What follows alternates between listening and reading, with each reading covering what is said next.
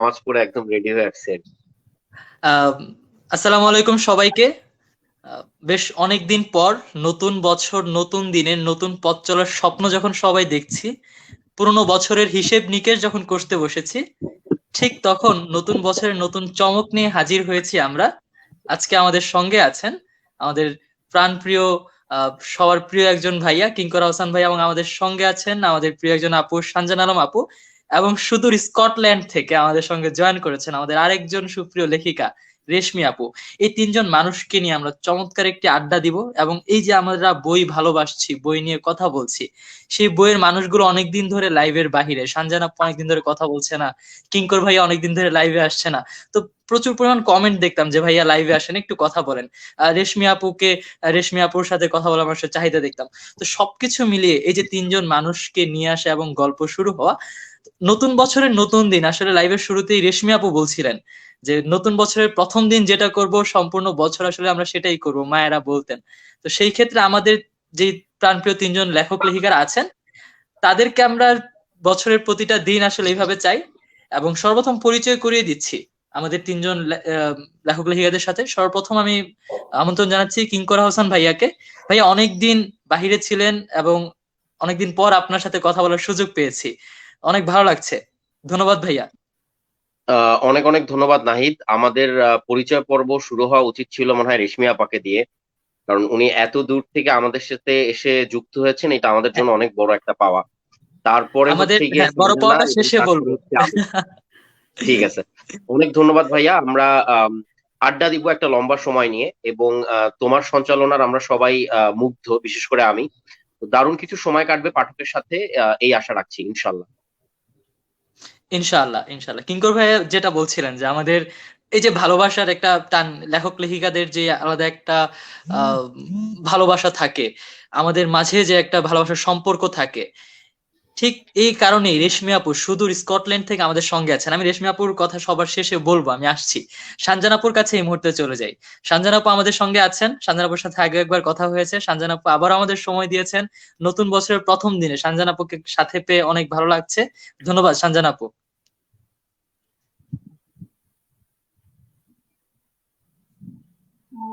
তোমাকে অনেক ধন্যবাদ। এরকম একটা তুমি খুব ভালো সঞ্চালনা করো এবং এরকম একটা আয়োজনে আজকে আসতে পেরে আমারও খুব ভালো লাগছে। বছরের প্রথম দিন প্রিয় মানুষদের সাথে আড্ডা হচ্ছে, প্রিয় বিষয় বই নিয়ে কথা হচ্ছে, এটা একটা আসলে বড় পাওয়া। আসলে বছরের শুরুটা বেশ ভালো, খুব মনের মতো ভাবে শুরু হলো এবার। জি, অনেক অনেক ধন্যবাদ। আহ, প্রতিশোধ, হৃদ মোহিনী, কিংবা মেঘ পিয়ন, চমৎকার তিনটি বই। এবং আসছে বই মেলায় আরো একটি বই। এই চমৎকার চারটি বইয়ের লেখিকা আমাদের সুপ্রিয় আপু রেশমি আপু। তিনি আমাদের অনেক প্রিয় এবং শ্রদ্ধাভাজন একজন মানুষ, যিনি আমাদের সাথে কথা বলার জন্য এবং যারা পাঠক আছেন পাঠকদের সাথে কথা বলার জন্য, বই নিয়ে কথা বলার জন্য শুধু স্কটল্যান্ড থেকে আমাদের সঙ্গে যুক্ত আছেন। দেখে মনে হচ্ছে যে আমরা খুব কাছের, এবং আমরা আসলেই খুব কাছের। কিন্তু এই যে বইয়ের কথা, বইয়ের ভালোবাসা যে দূরত্ব মানে না, সেটা সব থেকে বড় উদাহরণ হবে আজকের লাইভ। রেশমি আপু অনেক অনেক ধন্যবাদ, এবং আপনার সাথে কথা বলতে পেরে একজন সঞ্চালক হিসেবে অনেক বেশি গর্বিত মনে করছি। ধন্যবাদ আমাদের সঙ্গে যুক্ত হওয়ার জন্য। উম, আমিও সবাইকে ধন্যবাদ জানাতে চাই আমাকে এই লাইভে কথা বলার সুযোগ দেওয়ার জন্য। আর নাহিদের সঞ্চালনার কথা আমি আবারও মানে নতুন করে বলতে চাই যে এর আগের লাইভটা আমি দেখেছি, সানজান আপু যেটা করেছিলেন, নুরুন নাহার আপু ছিলেন। তো সেই সঞ্চালনায় নাহিদের সেই লাইভে নাহিদের সঞ্চালনা দেখে আমি খুবই মুগ্ধ ছিলাম যে একটা ছেলে এত সুন্দর করে কিভাবে এত কথা বলতে পারে, এত সুন্দর করে গুছিয়ে। আমি কিন্তু পারি না, নিশ্চয়ই এতক্ষণে বুঝে গেছো যে আমি পারি না আপু আমি খুব সুন্দর করে কথা একদমই না, বলতে। একদমই তেমন কিছু না। তো আপু আজকে আমরা অনেক গল্প করব, অনেক আড্ডা দিব। আশা করছি আমাদের সঙ্গে দর্শক বন্ধুরা খুব দ্রুত যুক্ত হয়ে নিবেন। আমরা সবাই একটু লাইভটি শেয়ার করে দিই, কিংকর আপু সবাই একটু নিজে থেকে শেয়ার করে দিই, তাহলে আমাদের সঙ্গে সব পাঠকেরা চলে আসবে। এবং আজকে গুরুত্বপূর্ণ কিছু বিষয় নিয়ে প্রশ্ন করব এবং গল্প করব সবার সাথে। তো আমরা সবাই একটু শেয়ার করে দিয়ে চলে আসি খুব দ্রুত।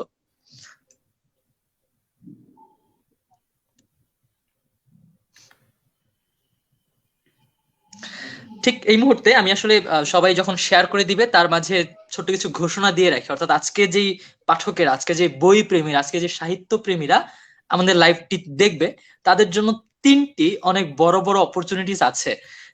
এবং একটা লাইভে এত বড় একটা সেগমেন্টে এত বড় ইনভেস্টমেন্ট হয়তো এই প্রথম। বুক এক্সপ্রেস থেকে 3টি বড় বড় অপরচুনিটিস দেয়া হচ্ছে সাহিত্য প্রেমীদের জন্য। প্রথম হচ্ছে যে লাইভের কমেন্ট বক্সে অথবা কিঙ্কর হাসান ভাইয়ার পেজে বা বুক এক্সপ্রেসের পেজে যদি লাইভ চলাকালীন মুহূর্তে ফোন নম্বর এবং ঠিকানা দিয়ে বাঘ বিধবা বইটি প্রি অর্ডার করেন, তবে সঙ্গে সঙ্গেই বুক এক্সপ্রেস থেকে মেঘডুবি মাস্ক আপনারা ফ্রি পাচ্ছেন। দ্বিতীয়ত হচ্ছে লাইভটি শেয়ার করলে, যারা প্রচুর শেয়ার করবেন এবং সব জায়গায় ছড়িয়ে দিবেন, সেই যারা শেয়ার করবে, শেয়ারকৃত মানুষদের মাঝ থেকে লটারির মাধ্যমে একজনকে নির্বাচিত করা হবে। সেই মানুষটি পাবে মেঘডুবির টি শার্ট, অর্থাৎ সেই মেঘডুবির ভালোবাসার টি শার্ট। আমরা সবাই দেখেছি, অনেক কমেন্ট বক্সে জানিয়েছেন যে কোথায় পাওয়া যাবে, কিভাবে পাওয়া যাবে। বুক এক্সপ্রেস থেকে সেই মেঘডুবি টি শার্টটি একদম ফ্রিতেই পেয়ে যাবেন যদি লাইভটি শেয়ার করে ছড়িয়ে দিন এখনই। এবং তৃতীয়ত, এবং এটা হবে সব থেকে বড় একটা অপরচুনিটি, সেটা হচ্ছে কমেন্ট বক্সে যারা সব থেকে বেশি বন্ধুদের মেনশন করবেন। আমি আবারও বলছি, লাইভের কমেন্ট বক্সে যারা সব থেকে বেশি বন্ধুদের মেনশন করবেন, তার মধ্যে থেকে প্রথম মেনশনকারী পাচ্ছেন 2 বই, দ্বিতীয় মেনশনকারী পাচ্ছেন 1000 টাকা সমমূল্যের বই, এবং তৃতীয় মেনশনকারী পাচ্ছেন 500 টাকা সমমান মূল্যের বই। এবং এই 3টি অপরচুনিটিস এর এত বড় বড় পুরস্কারগুলো সবগুলোই পাচ্ছেন আপনি বুক এক্সপ্রেস এর পক্ষ থেকে। অর্থাৎ আজকের লাইভটি শুধু দেখলেই হবে না, দেখার সাথে সাথে আপনি যে কোনো একটা কাজ করে কিন্তু অনেক বড় বড় অপরচুনিটিস এন্ড অনেক বড় বড় প্রাইজেস জিতে নিতে পারেন। ইনবক্সে প্রি অর্ডার করলেও প্রাইজ পাবেন, আপনি লাইভের আপনি শেয়ার করে দিলেও হয়তো লটারির মাধ্যমে কিছু একটা পেয়ে যেতে পারেন। তো দর্শক বন্ধুদের জন্য অনেক অনেক বড় একটা অপরচুনিটিস, এবং সব থেকে বড় যে পাওয়াটা সেটা হচ্ছে রেশমি আপুর মতন বড় 3জন মানুষকে একসঙ্গে কথা বলতে দেখা এবং তাদের সাথে কমেন্ট বক্সে কথা বলার সুযোগ পাওয়া। তো কিঙ্কর ভাইয়া, আপনার মাধ্যমে শুরু করি। দেখতে হবে আমার। জি আপু।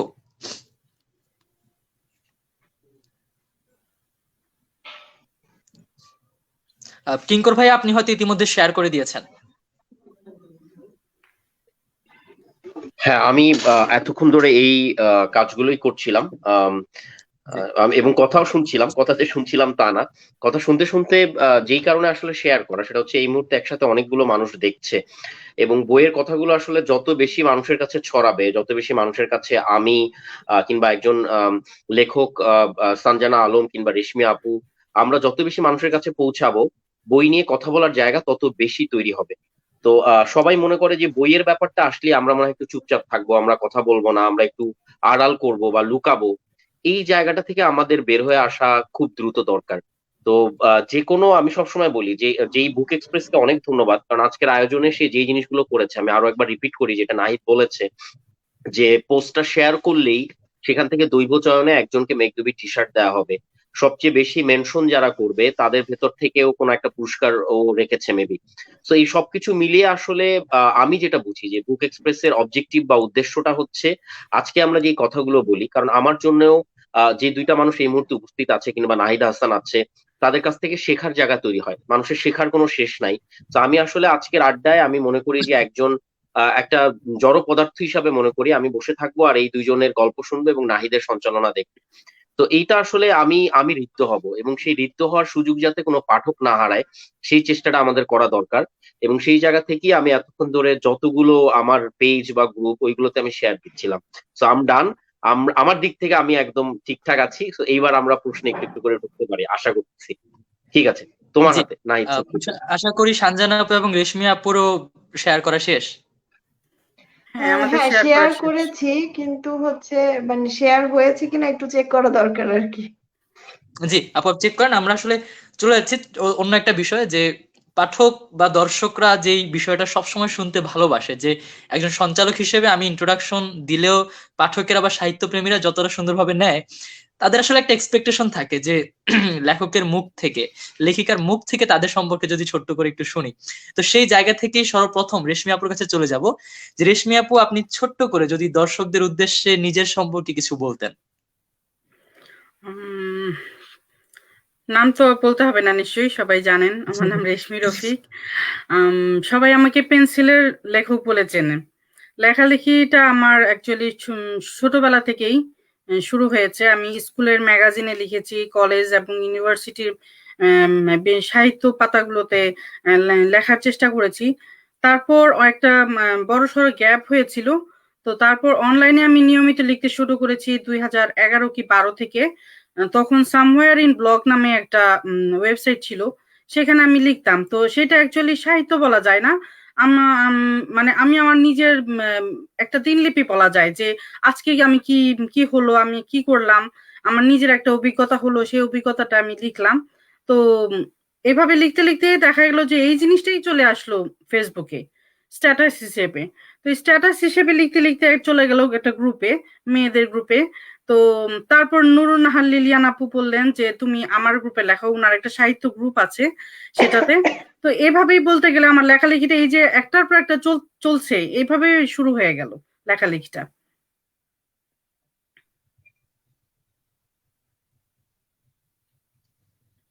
জি। এবং আমরা পাঠকদের কাছ থেকেই জানতে পারি যে এই যে আপনার লেখালেখি চালিয়ে যাওয়া, এই যে আপনার লেখালেখি প্রতিটা গ্রুপে বা হচ্ছে আপনি নিজে লিখছেন, ছোট ছোট লেখা, ছোট ছোট স্ট্যাটাস পোস্ট করছেন এবং সেগুলো রেসপন্স দেখে আসলে সত্যিকার অর্থেই বলা যায় যে পাঠকদের চাহিদা তৈরি হয়েছে। এবং আপু এখন একটা দায়বদ্ধতার জায়গা থেকেই লিখতে হবে যে আসলে পাঠকদের অনেক প্রিয় হয়ে গিয়েছেন এবং সেই প্রিয় হওয়ার জায়গা থেকে এখন কাজ করে যেতে হবে। চলে যাচ্ছি এই মুহূর্তে সঞ্জন আপুর কাছে। সঞ্জনা আপু, আমাকে শুনতে পাচ্ছেন? প্রশ্নটা আরেকবার শুনতে চাই। হ্যাঁ, আমি প্রশ্ন করব, হয়তো কারো কাছ থেকে একটু ইকো হচ্ছে। আচ্ছা, আমার হচ্ছে হেডফোনের কানেকশনটা হচ্ছে ইয়া হয়ে গেছে, এর জন্য হয়তো ইকো হচ্ছে। হ্যাঁ হ্যাঁ হ্যাঁ, একটু যদি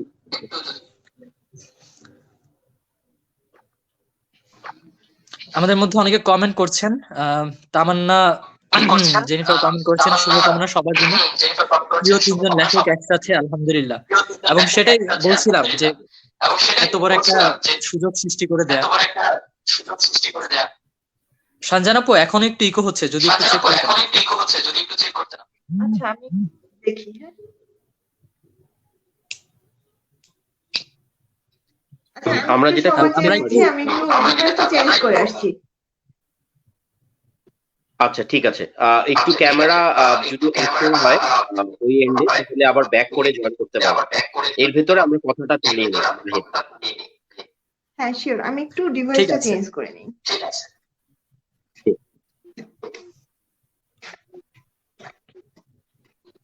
ওকে, ঠিক এই মুহূর্তে আমরা চলে যাচ্ছি।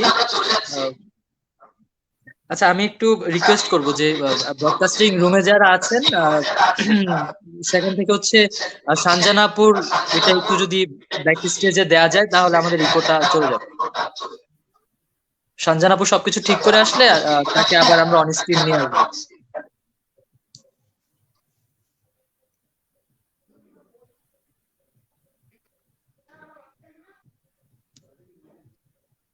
আচ্ছা, কিঙ্কর ভাইয়া হয়তো শুনতে পাচ্ছেন।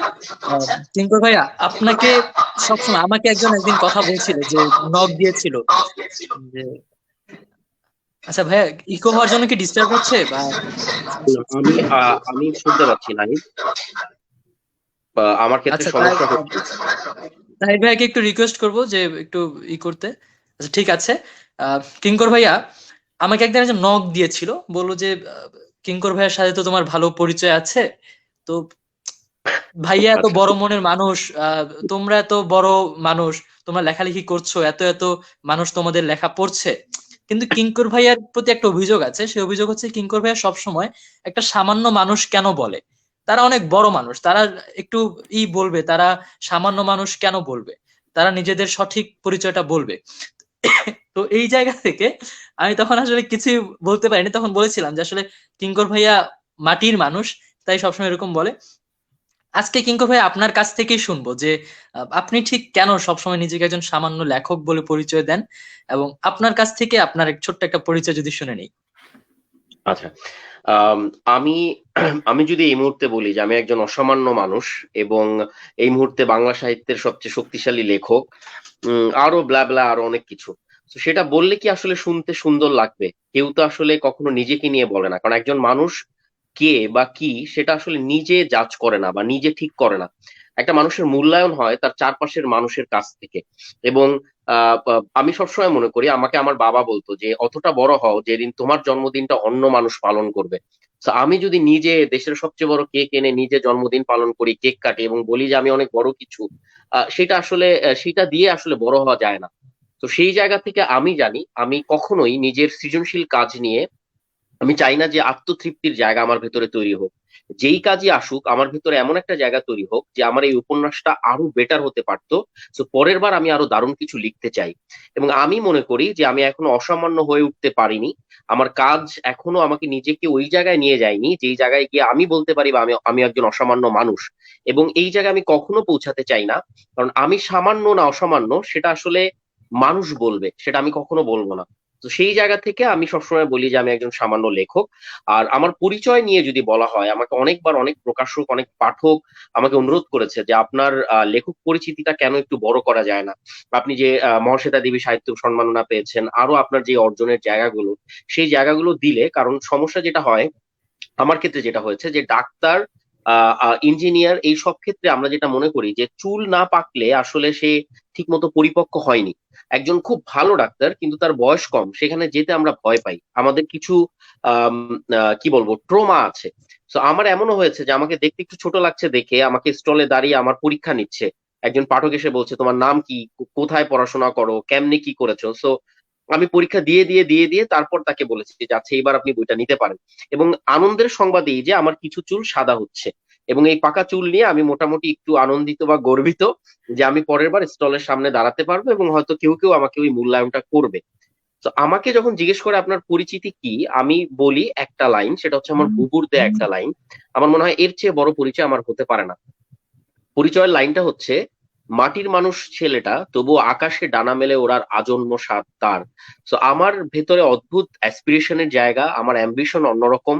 আমি আমি কখনোই চিন্তা করতে পারি না যে 5,000, 10,000, 15,000, 20,000 বই বিক্রি হয়ে যাবে এবং আমি বাংলা সাহিত্যের সবচেয়ে জনপ্রিয় লেখক হয়ে উঠলাম, অথবা জরুরি লেখক হয়ে উঠলাম এবং আমি আনন্দিত হলাম।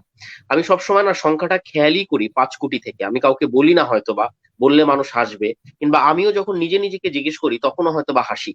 কিন্তু স্বপ্ন দেখতে তো দোষ নাই। এবং কখন কি হয়, করুণাময় কখন কার উপরে রহমত বর্ষণ করেন এবং কখন কি ঘটে যায়, এটা কেউ বলতে পারে না। আমরা এখানে বসে আছি আজকে, হয়তোবা এমন হতে পারে সামনের বইমেলায় সানজানা আলম অথবা রেশমি রফিকের বই 15,000, 20,000, 30,000, 50,000 কপি বিক্রি হোক, এবং সেটা আমাদের জন্য অনেক আনন্দের কিছু হবে। তো এই স্বপ্নটা আমি দেখি, যার কারণে আমার ভেতরে এরকম পাগলামি দেখে আমার বুবু আমাকে বলতো যে, কারণ তখন আমার বুবু প্রায় বলতো যে তুই হয়তোবা যতটা আশা করিস অতটা বড় হতে পারবি না বা ওই দিকে যেতে পারবি না, চাকরিতে মন দে।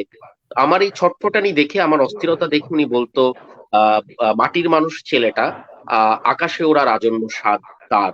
তো ওই লাইনটাই আমি পরিচিতি হিসাবে রেখে দিয়েছি, এবং আমার মনে হয় এইটাই আমাকে পরিচিত করে তুলবার জন্য যথেষ্ট। এতটুকুই। অনেক অনেক ধন্যবাদ ভাইয়া, এই যে চমৎকার ভাবে গুছিয়ে সঠিক উত্তরগুলো দিচ্ছেন এবং যে গভীর ভাবে একটা ভাববোধের জায়গা আছে, সেখান থেকে আসলে আমিও শিখি কিভাবে সঠিকভাবে কথা বলতে হয়, কিভাবে গুছিয়ে কথা বলতে হয়। এই মুহূর্তে চলে যাচ্ছে সানজান আপুর কাছে। সানজান আপু হয়তো আমাকে শুনতে পাচ্ছেন। যে সানজান আপু, আমরা হয়তো সবসময় বইয়ের ফ্ল্যাট থেকে বা হচ্ছে অন্যান্য জায়গা থেকে আপনার সম্পর্কে জানি এবং আপনার সম্পর্কে ইন্ট্রোডাকশনও দিলেও কম হবে। তো পাঠকের যে একটা ভালোবাসার জায়গা, যে লেখিকার নিজের মুখ থেকে একটু শুনতে চায় যে লেখিকা কি বা কে, লেখিকার ছোট্ট একটা পরিচয়, একটু যদি লেখিকা নিজেই পাঠকদের উদ্দেশ্যে যদি কিছু বলতো। আচ্ছা, আগে একটা একটা প্রশ্ন পাল্টা করে নেই, আমার কথা শোনা যাচ্ছে? জি, একদম স্পষ্ট। আচ্ছা, তো যদি লেখিকা সানজানা আলম বা লেখক সানজানা আলম যাই বলি আর কি, লেখক লেখিকা আমি আলাদা করি না, যারা লেখে সবাই এক। তো উম সেক্ষেত্রে আমি বলবো যে লেখালেখি শুরুটা একটু পিছন থেকে বলি। যে আমি লিখি বলতে মানে যেরকম যেটা গল্প কবিতা এরকম যে কখনো লিখতে পারবো এরকম একটার পর একটা গল্প আসবে মাথায়, সেটা লিখবো, সেটা পাঠকের ভালো লাগবে, এটা কখনো ভাবিনি আসলে। নিজের ডায়েরির পাতায় টুকটাক লেখা ছিল, না ক্লাস 9-10-এ ছিলাম যখন, তখন লেখা ছিল। তো ওটা আসলে ডায়েরির পাতায় সীমাবদ্ধ ছিল, ওটা কখনো মানে ছাপার মুখ দেখানোর মতো সাহস হয়নি আর কি। তারপরে যখন লেখা শুরু করলাম, যদি শাহজাহান আলমের এডুকেশনাল ব্যাকগ্রাউন্ড সম্পর্কে জানতে চাই, আমি সব জায়গায় লিখি যে আমি হচ্ছে জাহাঙ্গীরনগর ইউনিভার্সিটি থেকে পাশ করেছি। আর লেখক পরিচয় খুবই কম দিনের, হ্যাঁ 1.5 বছর বা 2 বছর টোটাল। 1.5 বছর 2 বছরে হচ্ছে আহ, আগেও অনেকবার বলেছি যে মেইনলি হচ্ছে প্রেগনেন্সির পরে, মানে আমার বেবিটা যখন ছোট ছিল তখন অনেক রাত নির্ঘুম ছিল, এই সময়টা কাটাতে লেখালেখি শুরু করেছিলাম। তো পেন্সিল গ্রুপে লিখতাম নিয়মিত। ও সেই পেন্সিল গ্রুপ থেকে মোটামুটি আমার একটা পাঠক, মানে পাঠকরা আমাকে চিনতে শুরু করলো যে শাহজাহান আলম নামে একজন লেখিকা আছেন যিনি সহজ সরল ভাষায় লেখেন। এবং আমার লেখার বৈশিষ্ট্যই এটা যে আমি খুব সাধারণ ভাষায় লিখি।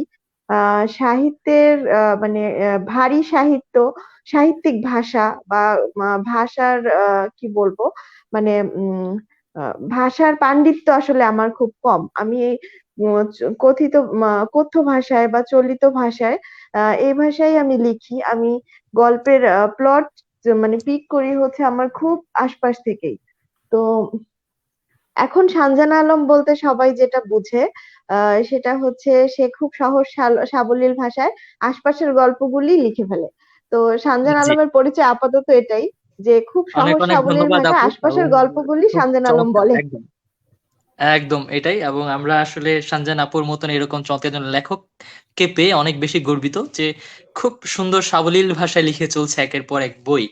তো ঠিক এই মুহূর্তে আমি আবারও জানিয়ে দিই, আমাদেরকে অনেকে দেখছেন, আবারও বলছি, বই নিয়ে আড্ডা হচ্ছে, বই নিয়ে কথা হচ্ছে। ঠিক আজকে আপনাদের এই বই আড্ডার মধ্যে যারা সাহিত্য প্রেমী আছে তাদের জন্য বুক এক্সপ্রেস চমৎকার কিছু অপরচুনিটিস নিয়ে এসেছে, যে লাইভ দেখতে দেখতে আপনার কিছু প্রাইজ যেন পেয়ে যান। প্রথমত হচ্ছে লাইভে সর্বোচ্চ মেনশনকারী, আবারও বলছি, লাইভের কমেন্ট বক্সে নিজের বন্ধুদের যিনি সব থেকে বেশি মেনশন করবেন তিনি পেয়ে যাচ্ছেন 2,000 টাকা সমমূল্যের বই। যিনি দ্বিতীয় হবেন মেনশন করে তিনি পাচ্ছেন 1,000 টাকা সমমূল্যের বই। যিনি তৃতীয় থার্ড থাকবেন তিনি পাচ্ছেন 500 টাকা সমমূল্যের বই। এবং এই বই তো থাকলোই, তার পাশাপাশি আরো পাচ্ছেন লাইভের কমেন্ট বক্সে কিংবা বুক এক্সপ্রেস পেজের ইনবক্সে যারা লাইভ চলাকালীন মুহূর্তে বাগ বিধবা কিঙ্কর হাসান ভাইয়ার এখন যে প্রি অর্ডার চলছে বাগ বিধবার, যদি সঙ্গে সঙ্গে প্রি অর্ডার করে ফেলেন তাহলে পাচ্ছেন মেকডুবি মাস্ক ফ্রি। এবং আরো আছে, যারা লাইভটি শেয়ার করেছেন সেখান থেকেও দৈবচয়নের মাধ্যমে একজনকে দেয়া হবে মেকডুবি টি শার্ট। তো এত এত ভালো ভালো জিনিস লাইভ দেখতে দেখতে আপনারা পেয়ে যেতে পারেন। তো সবাই লাইভটি দেখেন, শেয়ার করেন, বন্ধুদের মেনশন করেন। ঠিক এই মুহূর্তে আসলে চলে যাচ্ছি রেশমি আপুর কাছে। রেশমি আপু, লেখালেখি করছেন অনেক দিন হয়েছে এবং এখনো লিখছেন, বর্তমান পড়া হয়েছে বা কোন লেখকের বইটি পড়ছেন এখন? উম, বর্তমানে আমি কোনো স্পেসিফিক বই পড়ছি না। আমার আসলে বই পড়ার অভ্যাসটা প্রতিদিনের। আমরা যেমন প্রতিদিন ভাত খাই, প্রতিদিন ঘুমাই, তো আমার প্রতিদিন বই না পড়লে ভালো লাগে না। তো দেখা যায় যে আমার কখনো আমি নতুন একটা উপন্যাস হাতে পেলে আমি সেটা সারাদিন ধরে পড়তেই থাকি, কিংবা 2-3 দিন লাগিয়ে পড়তে থাকি একটানা। আবার কখনো দেখা যায় যে আহ বইয়ের সারি থেকে আচমকা একটা বই তুলে নিলাম এবং মাঝখানে হঠাৎ করে কোন একটা পেজ খুলে পড়তে শুরু করলাম। তো আচ্ছা, আমার আপু আপাতত আপু কি নতুন লেখকদের বই পান স্কটল্যান্ডে এত দূর? আসলে এটা আমার জন্য একটু কঠিন, কিন্তু ওই যে বলে না, ইচ্ছা থাকলে উপায় হয়, আমি সেটাই করার চেষ্টা করি। আমার বাংলাদেশে আমার ভাই আছে, ছোট ভাই।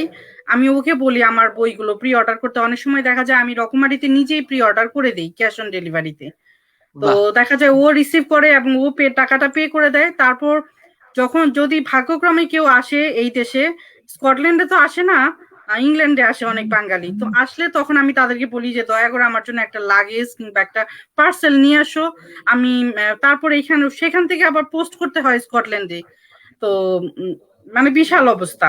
বিশাল আবার অবস্থা। মাঝে এবং মাঝে এই যে দেখা যায় যে আমার ভাইকে বলি যে তুমি নিজেই ইএমএস এর মাধ্যমে আমাকে পাঠিয়ে দাও, তাহলে দেখা যায় যে 7 থেকে 10 দিনের মধ্যে আমি পেয়ে যাই।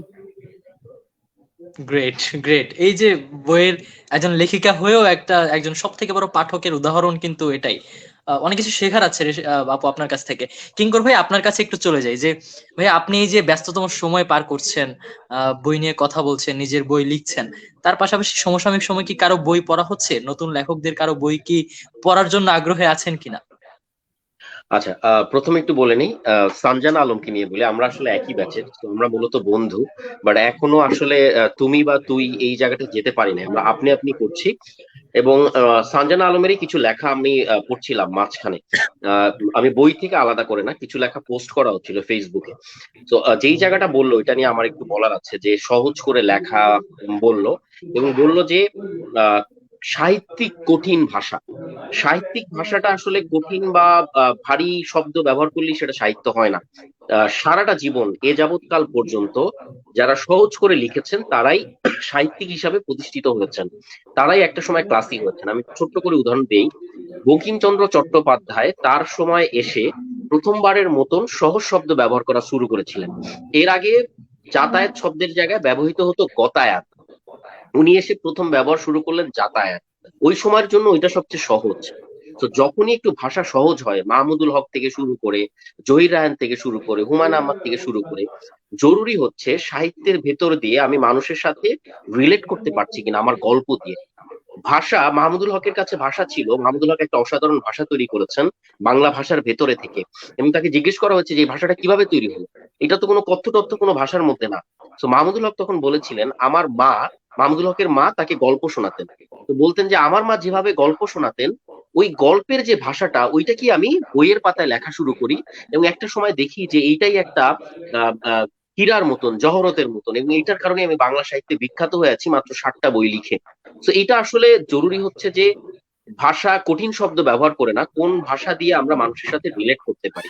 তো সানজানা আলমের লেখা আমাকে রিলেট করেছে, আমি পড়ছিলাম আলাদা করে। আর এমনি বই পড়ছি আমি, আব্দুল আল ইমরানের একটা লেখা হৃদয়ের দক্ষিণ দুয়ার পড়ার চেষ্টা করছি, ওর লেখা খুবই দারুণ হয়। তো মুভ আব্দুল আল ইমরানের লেখাটা আমি পড়ছি এই মুহূর্তে। আর ছোট্ট আরেকটা ঘটনা একটু বলি, আহ আহ, যে লেখকদের মধ্যে একটু সম্পর্ক, এটা নিয়ে হয়তো বা আমরা আলোচনাও করবো। বাট আমার খুব দারুণ লাগছিল, এই আজকে লাইভের জন্য একটা আয়োজন করা হয়েছিল একটা আমাদের ছোট্ট গ্রুপের মতন, এবং সেই গ্রুপে সানজানা আলম আছে, রেশমি আপা আছে। তো আমার মজা লাগছিল যে, বলে না যে লেখকের মধ্যে সদ্ভাব থাকে না, তো এই দুইটা মানুষ এত কথা বলছিল এবং এত মিষ্টি করে। তো আমি ঢাকার বাইরে এবং আমি জাস্ট দেখছিলাম। তো আমার জন্য এই জিনিসগুলো আসলে খুব আনন্দের। এটা দেখলে আমি মনে করি পৃথিবীর সকল জায়গায়, লেখালেখির জায়গা বলি, সৃজনশীল বা শিল্পী বলি, এরা আসলে একটা ফ্যাটার্নিটি বলা হয়, এরা একটা পরিবার। তো আমাদের জায়গায় একটা কোনো কারণে একটা বিচ্ছিন্ন দ্বীপের মতন আমরা দীর্ঘদিন ধরে হয়েছিলাম। তো এখন আমরা একটা পরিবার। আমি জানি পরের বার কোনো বার যদি আমি ইংল্যান্ডে যাই বা স্কটল্যান্ডে যাই, আমি রেশমি আপুর জন্য বই কাঁধে করে নিয়ে যাব। অথবা আমি কোনোদিন বিপদে পড়লে, আবার সানজান আলমের বাসা আমার বাসার কাছে, তো আমার কোনো একদিন ভালো মন্দ খেতে ইচ্ছা করলে আমি সানজান আলমকে ফোন দিয়ে চলে যাব।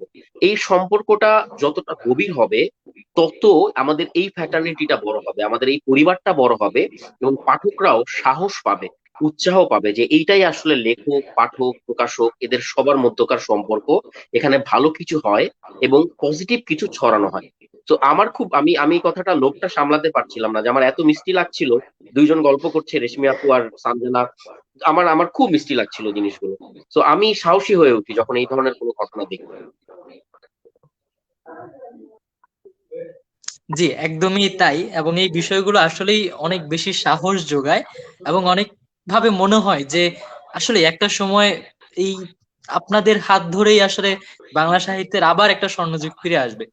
সানজান আপুর কাছে চলে যাই যে এই যে বই নিয়ে কথা হচ্ছে আপু, এই যে বছরের প্রথম দিন আমরা চমৎকার একটা লাইভ আয়োজন করে ফেললাম, আমরা লাইভে এসে আড্ডা দিচ্ছি, এই যে বই নিয়ে কথাবার্তা, বইয়ের প্রচারণা, এটা কি কোনোভাবে আপনি অপরাধ বলে মনে করেন? এটা খুবই মানে অদ্ভুত প্রশ্ন হয়ে গেল। আমি নিজে সবসময় নিজের বইয়ের প্রচারণা করে যাচ্ছি এবং হচ্ছে আমি তো অপরাধ মনে করি না, কিন্তু কিছু মানুষ আছে জি। যারা অপরাধ মনে করে। তো মানে কিছু মানুষের ধারণা হচ্ছে লেখক বই লিখবে এবং এটার কথা লেখক বলবে না। মানে সে যদি ভালো লেখক হয় তাহলে পাঠক তাকে খুঁজে নিবে। কিন্তু আমার কথা হচ্ছে, আমি যে লিখি বা আমার যে গল্পটা আছে, আমি যেটা লিখেছি, আমার যে একটা বই আছে, আমি যে তার কথা আমি যদি পাঠককে না বলি, যে আমার এই বইটা আসছে, এই বইটার কন্টেন্ট এরকম, তো এটার গল্পটা খানিকটা এরকম, সো আপনারা দেখতে পারেন এটা। সো মানুষ কিভাবে আমাকে চিনবে, মানুষ কিভাবে জানবে যে শাহজাহান আলমের একটা বই আসছে? তো আমি বইয়ের প্রচারণা নিয়ে আমি হচ্ছে মানে আমি এটা অপরাধ মনে করি না, এবং যারা অপরাধ মনে করে আমি মনে করি তাদের এই ধারণাটা পাল্টাবে, খুব শীঘ্রই পাল্টাবে। মানে একটা সময় ছিল, মানে বেশ কিছুটা আগে আমি বলি, সাদাত ভাইয়ার কথা বলবো। আমি সাদাত ভাইয়াকে আমি ফেসবুক থেকে চিনেছি, যদিও তিনি আমার ক্যাম্পাসের বড় ভাই। তো ওনার ফেসবুকের লেখা পড়ে 2015 সালের দিকে আমার মনে হলো যে এই লেখাটা আমার এত ভালো লাগছে, এনার বই আমি পড়বো। তো ওই সময় হচ্ছে ভাইয়ার অন্দরমহল বইটা আসে, তো ওই সময় হচ্ছে আমি ভাইয়ার বইটা কিনি এবং পড়ার চেষ্টা করি আর কি। তো এই যে আমি তাকে চিনলাম ফেসবুক থেকে, তো এটা হচ্ছে মানে এটা কিন্তু ফেসবুক একটা মাধ্যম ছিল, বা ওনার লেখা জানলাম আমি যে এই বইটার একটা কন্টেন্ট আছে। তারপরে হচ্ছে আমি যখন লেখা শুরু করলাম, আমি যে লেখাগুলো লিখছি এটা ধরেন আমি পেন্সিল গ্রুপে পোস্ট করতাম না, অথবা আমার টাইম লাইনে পোস্ট করতাম না। আমি লিখে লিখে পান্ডুলিপি করতাম এবং সেটা হচ্ছে কোনো প্রকাশনীতে দিলে হয়তো বা আমার খরচে, হয়তো বা প্রকাশনার খরচে বই হতো। কিন্তু সেই বইগুলি পাঠক কিভাবে জানতো যে এটা শাহজাহান আলমের একটা বই আসছে? এই প্রশ্নটা আমার মাঝে মাঝে খুব করতে ইচ্ছা করে তাদের কাছে, যে আমি আসলে আমি ফেসবুকে লিখলাম না, আমি একটা বই ছাপালাম। তারপরে হচ্ছে সেই বইটার কথা আপনারা কিভাবে জানতেন? আমার এই প্রশ্নটার উত্তর যদি আমাকে কেউ দিত আমি খুব খুশি হতাম, যে এইভাবে হচ্ছে জানা যায় যে এইভাবে একটা বই আসছে আর কি। মানে বর্তমান সময়, আগের কথা আমি বলবো না। যেমন ফেসবুক আছে দেখে, বা ফেসবুক একটা প্রচারণার মাধ্যম বা বই প্রচারণার জন্য আমরা নতুন লেখকদের লেখা পাচ্ছি, কিন্তু মাঝের একটা বড় সময় কিন্তু আমরা নতুন লেখকদের নামই জানতাম না, যে কার বই এলো কার বই গেল। আমরা বইমেলা ছিল হুমায়ুন আহমেদ স্যার কেন্দ্রিক, তো তার বই মাস্ট কিনবো, কিন্তু তার পাশাপাশি নতুন আর কে আছে তার নাম কিন্তু আমরা খুব কম জানতাম। দু একজন ছিল হয়তো যাদের বিজ্ঞাপনটা আমরা প্রথম আলোতে পেতাম, তাদের বই সম্পর্কে হয়তো নামটা জানতাম। কিন্তু এছাড়া দুইটা তিনটা বই নিয়ে তো বইমেলা না, বইমেলায় প্রতি বছর কমপক্ষে 10,000 নতুন বই আসে, আরো বেশি হবে। এই 10,000 লেখকের অন্তত 50 জনের নামও কিন্তু প্রতিবার কেউ জানে না। তো এটা কেন হবে? একটা বুক ইন্ডাস্ট্রি তো এভাবে টিকতে পারে না, একা একজনের বই দিয়ে তো বুক ইন্ডাস্ট্রি টিকবে না। তো বইয়ের প্রচারণা খুব দরকার, এবং বইকে মানে এটার মেইন দায়িত্ব হওয়া উচিত প্রকাশনার, বা প্রকাশকের বা প্রকাশনা প্রতিষ্ঠানের, যে বইকে পণ্য হিসেবে নিয়ে বইয়ের জন্য মানে বিজ্ঞাপন তৈরি করা, বা বইয়ের কথা ছড়িয়ে দেওয়া, বই নিয়ে উৎসব করা, এগুলির মাধ্যমে বইয়ের কথা পাঠকের কাছে পৌঁছানো প্রচন্ড প্রয়োজন এখনকার সময়। এক্স্যাক্টলি, আহ এক্স্যাক্টলি আপু। যেমন অনেক এখন অনেক পর্যন্ত চমৎকার। আরেকটা কথা বলতে চাই, যে আমরা এক এডিশন হিসেবে নতুন লেখকের এক এডিশন আমরা ধরি 300 কপি। ঠিক আছে, সেই 300 কপি বই কিন্তু পুরোপুরি শেষ হয় না বেশিরভাগ লেখকের।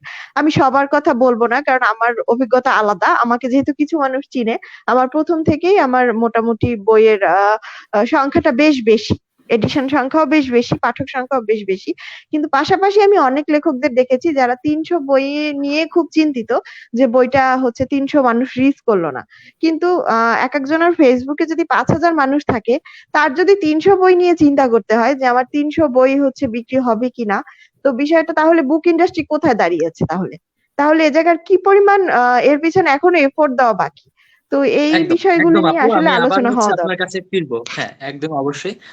একটু রেশমি আপুর কাছে চলে যাই, যে আপু আহ, আপনি বইয়ের প্রচারণাটাকে কিভাবে দেখেন, এবং আপনি যদি পাঠককে কোনো বই, আপনার কোনো বই সাজেস্ট করতে চান, তাহলে কোন বইটি সাজেস্ট করবেন? আম, আমি বইয়ের প্রচারণাকে 100 ভাগ সমর্থন করি।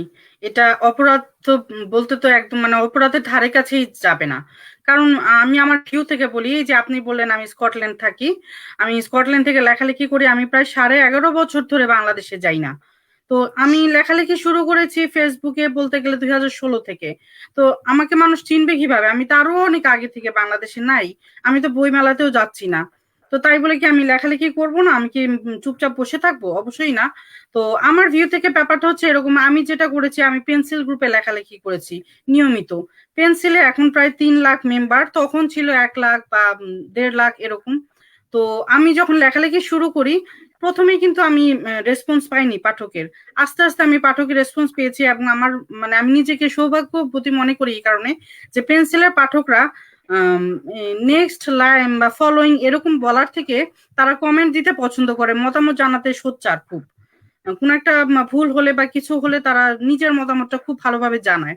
তো পেন্সিল এক্স্যাক্টলি। গ্রুপে লেখালেখি থেকে তারপরে একটা সময় দেখা গেল যে আমার মানে পাঠকপ্রিয়তা এত বাড়লো পেন্সিল গ্রুপে, যে পেন্সিল পাবলিকেশন যখন তৈরি হলো তখন আমার পেন্সিলের হাজার হাজার পাণ্ডুলিপি আহ্বান করা হয়। সবাই হয়তো জানেন যে পেন্সিল অ্যাকচুয়ালি ব্যবসায়িক প্রকাশনা নয়।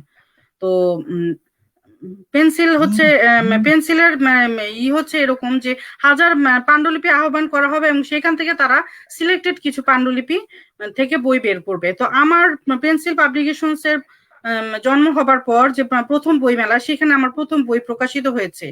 তো এই প্রথম বই প্রকাশিত এই বইগুলো কারা কিনেছে? পেন্সিলের পাঠকরাই কিনেছে, কারণ তারা জি। অলরেডি আগে থেকে আমাকে চেনে, আমি পেন্সিলের নিয়মিত একজন রাইটার।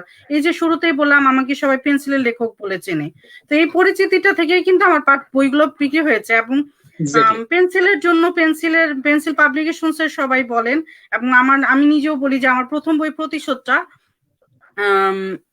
প্রি অর্ডারেই 300 কপি বেশি বিক্রি হয়েছে।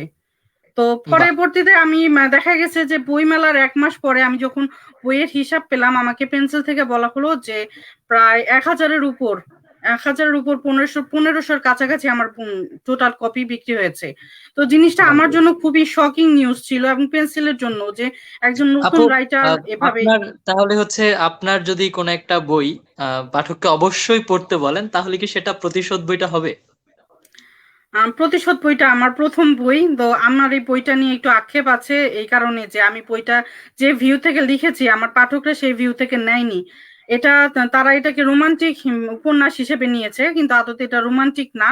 এবং উপন্যাসের যে পুরুষ চরিত্রকে তারা হিরো হিসেবে নিয়েছে, যে এটা হচ্ছে নায়ক।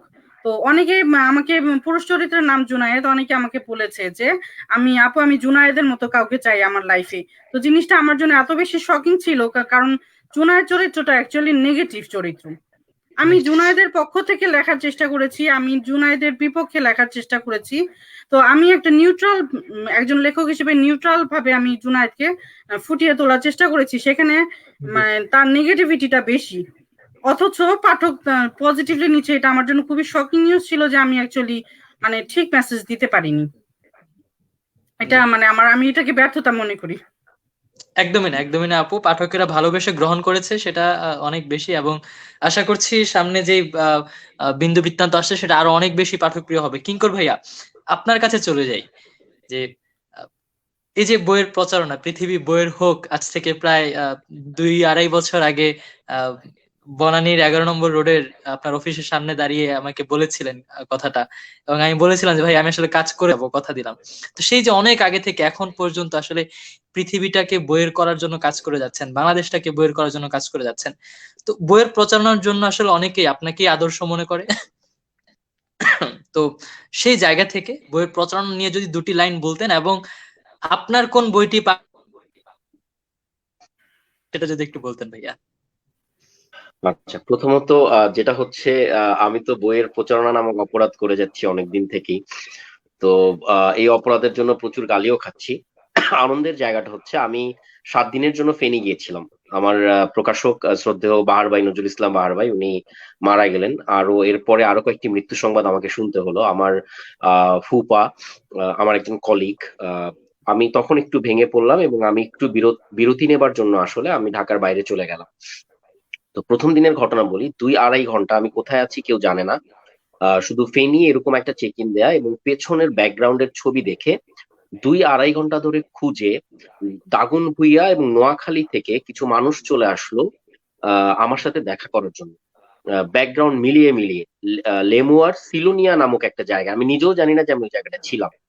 তো তারা যখন আসলো এবং বই নিয়ে যখন কথা বলছে, মেঘদুবির কথা, বিবিয়ানার গল্পের যে রোকসানার কথা, এবং তারা গল্প বলার সময় আমি নিজের জায়গা থেকে যতটুকু আবেগ নিয়ে লিখছিলাম, আমি দেখছিলাম তাদের চোখ তার থেকে আরো বেশি কথা বলছে।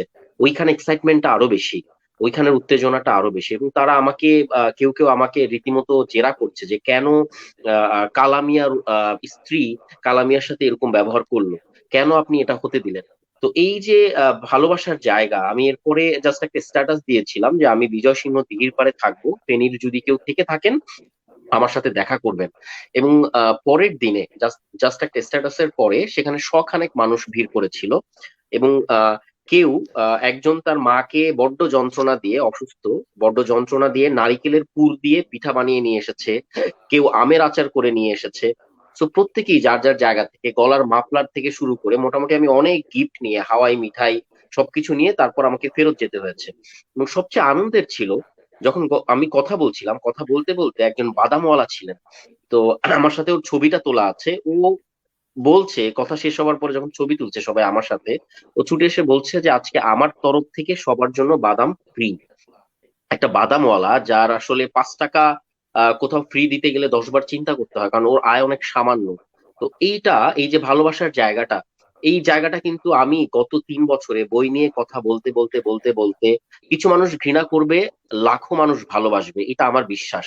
এবং সবচেয়ে বড় সমস্যা হচ্ছে, যেটা আমি আমার বন্ধু সানজানার আলমের কথা ধরেই আমি আসি, যে সানজান আলম যেটা বলছিলেন যে আগে বইয়ের প্রচারণা ছিল কিনা। বইয়ের প্রচারণা খুবই স্বাভাবিক একটা বিষয়।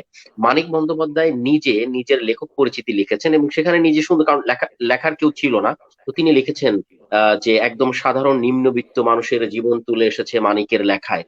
তো প্রচারণার জায়গাটা ছিল। রবীন্দ্রনাথ নিজে কপিরাইটার ছিলেন, বিজ্ঞাপনের কাজ করেছেন। সত্যজিৎ রায় কাজই করতেন একটা এজেন্সিতে, তিনি ইলাস্ট্রেশনের কাজ করতেন। বিজ্ঞাপনের তাকে কলকাতায় বিজ্ঞাপনের গুরু বলা হয় সত্যজিৎ রায়কে। সো বিজ্ঞাপনের এই জিনিসটা খুবই সাধারণ, এবং এই জিনিসটা চলে এসেছে শরৎচন্দ্র চট্টোপাধ্যায়ের সময়। তখনকার সময় কলকাতায় 25,000 কপি বই বিক্রি হতো। এবং সেই যে প্রচারণার যে জায়গাগুলো, সেই প্রচারণার জায়গাগুলোতে তারা অংশগ্রহণ করতেন, তারা বিভিন্ন সবাই গিয়ে কথা বলতেন। তো এই জায়গাটা অনেক আগে থেকে আসা। আমাদেরকে একটা অন্ধকার কুয়োর ভেতর আটকে রেখে দীর্ঘদিন ধরে বোঝানো হয়েছে যে বাইরে সূর্য ওঠে না। আমাদের একটা ঘরে আটকে রেখে বলা হয়েছে বাইরে সূর্য ওঠে না। এবং এখন কিন্তু আর এটা সম্ভব না, যেহেতু নেট আছে, ইন্টারনেট আছে। আমরা বাইরে গিয়ে দেখলাম সূর্য তো উঠছে, এবং সূর্যের প্রচন্ড তেজ, সূর্যের আলো অনেক প্রখর। এবং এটার সাথেও টের পেলাম যে পৃথিবীর কোথাও বিশ্ব সাহিত্যে বাংলা সাহিত্যের কোন রকম কোনো অবস্থান নেই। আমি যদি বলি যে কয় লক্ষ বছর পেছানো বিশ্ব সাহিত্য থেকে, আমি সবসময় বলি 1000 বছর পেছানো। আমি যতগুলো এয়ারপোর্টে গিয়েছি, রেশমি আপা কি বলবো, আপা কোনো এয়ারপোর্টে বাংলা সাহিত্যের কোনো লেখকের বই পেয়েছেন কিনা ইংরেজি অনুবাদ করা? আমার মনে হয় না পাওয়ার কথা। না। রবীন্দ্রনাথেরটা রেয়ার, এছাড়া পাওয়ার কথা না। তাহলে আমাদের দোষ কি? স্প্যানিশ রূপকথা, রুশ রূপকথা এখানে আসছে। হয়তোবা সানজানা আলমের কন্টেন্ট, গল্প, রেশমি আপার গল্প ওই দেশের মানুষকে ছুঁয়ে যেতে পারে, হয়তোবা অনেক বড় কিছু হয়ে উঠতে পারে। ওই সুযোগটা তো দিতে হবে, প্ল্যাটফর্মটা থাকতে হবে।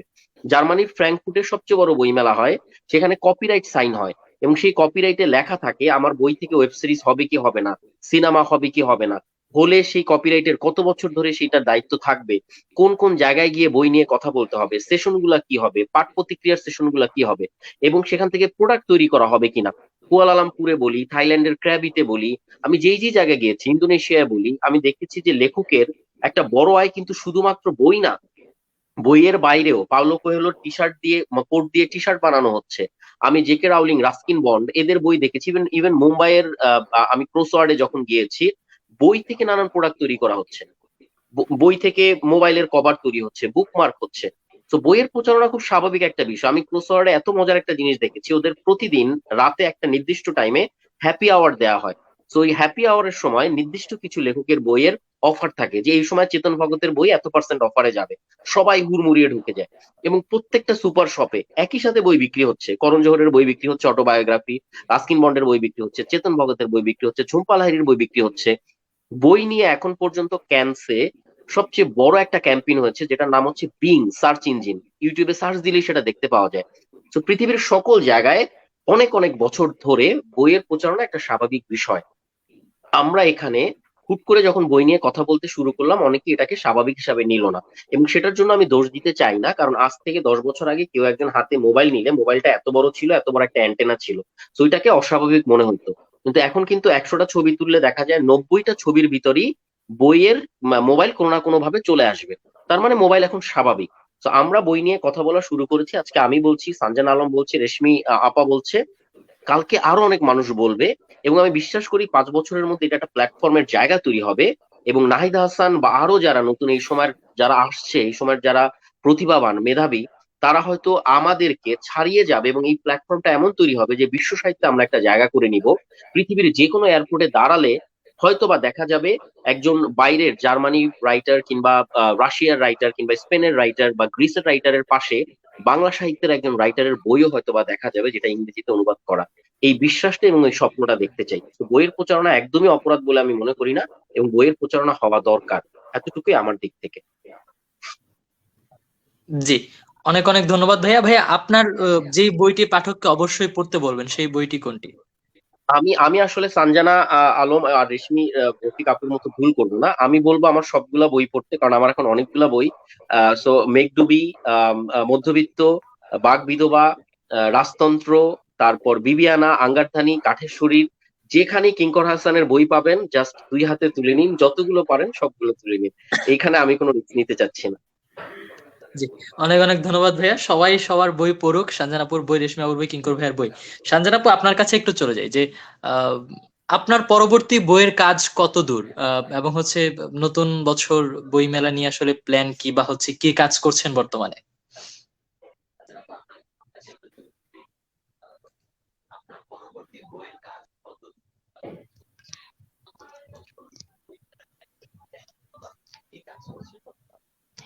আচ্ছা, আমার পরবর্তী বইয়ের যেটা রিসেন্ট কাজ শেষ করলাম সেটা হচ্ছে এক গল্প গ্রন্থ।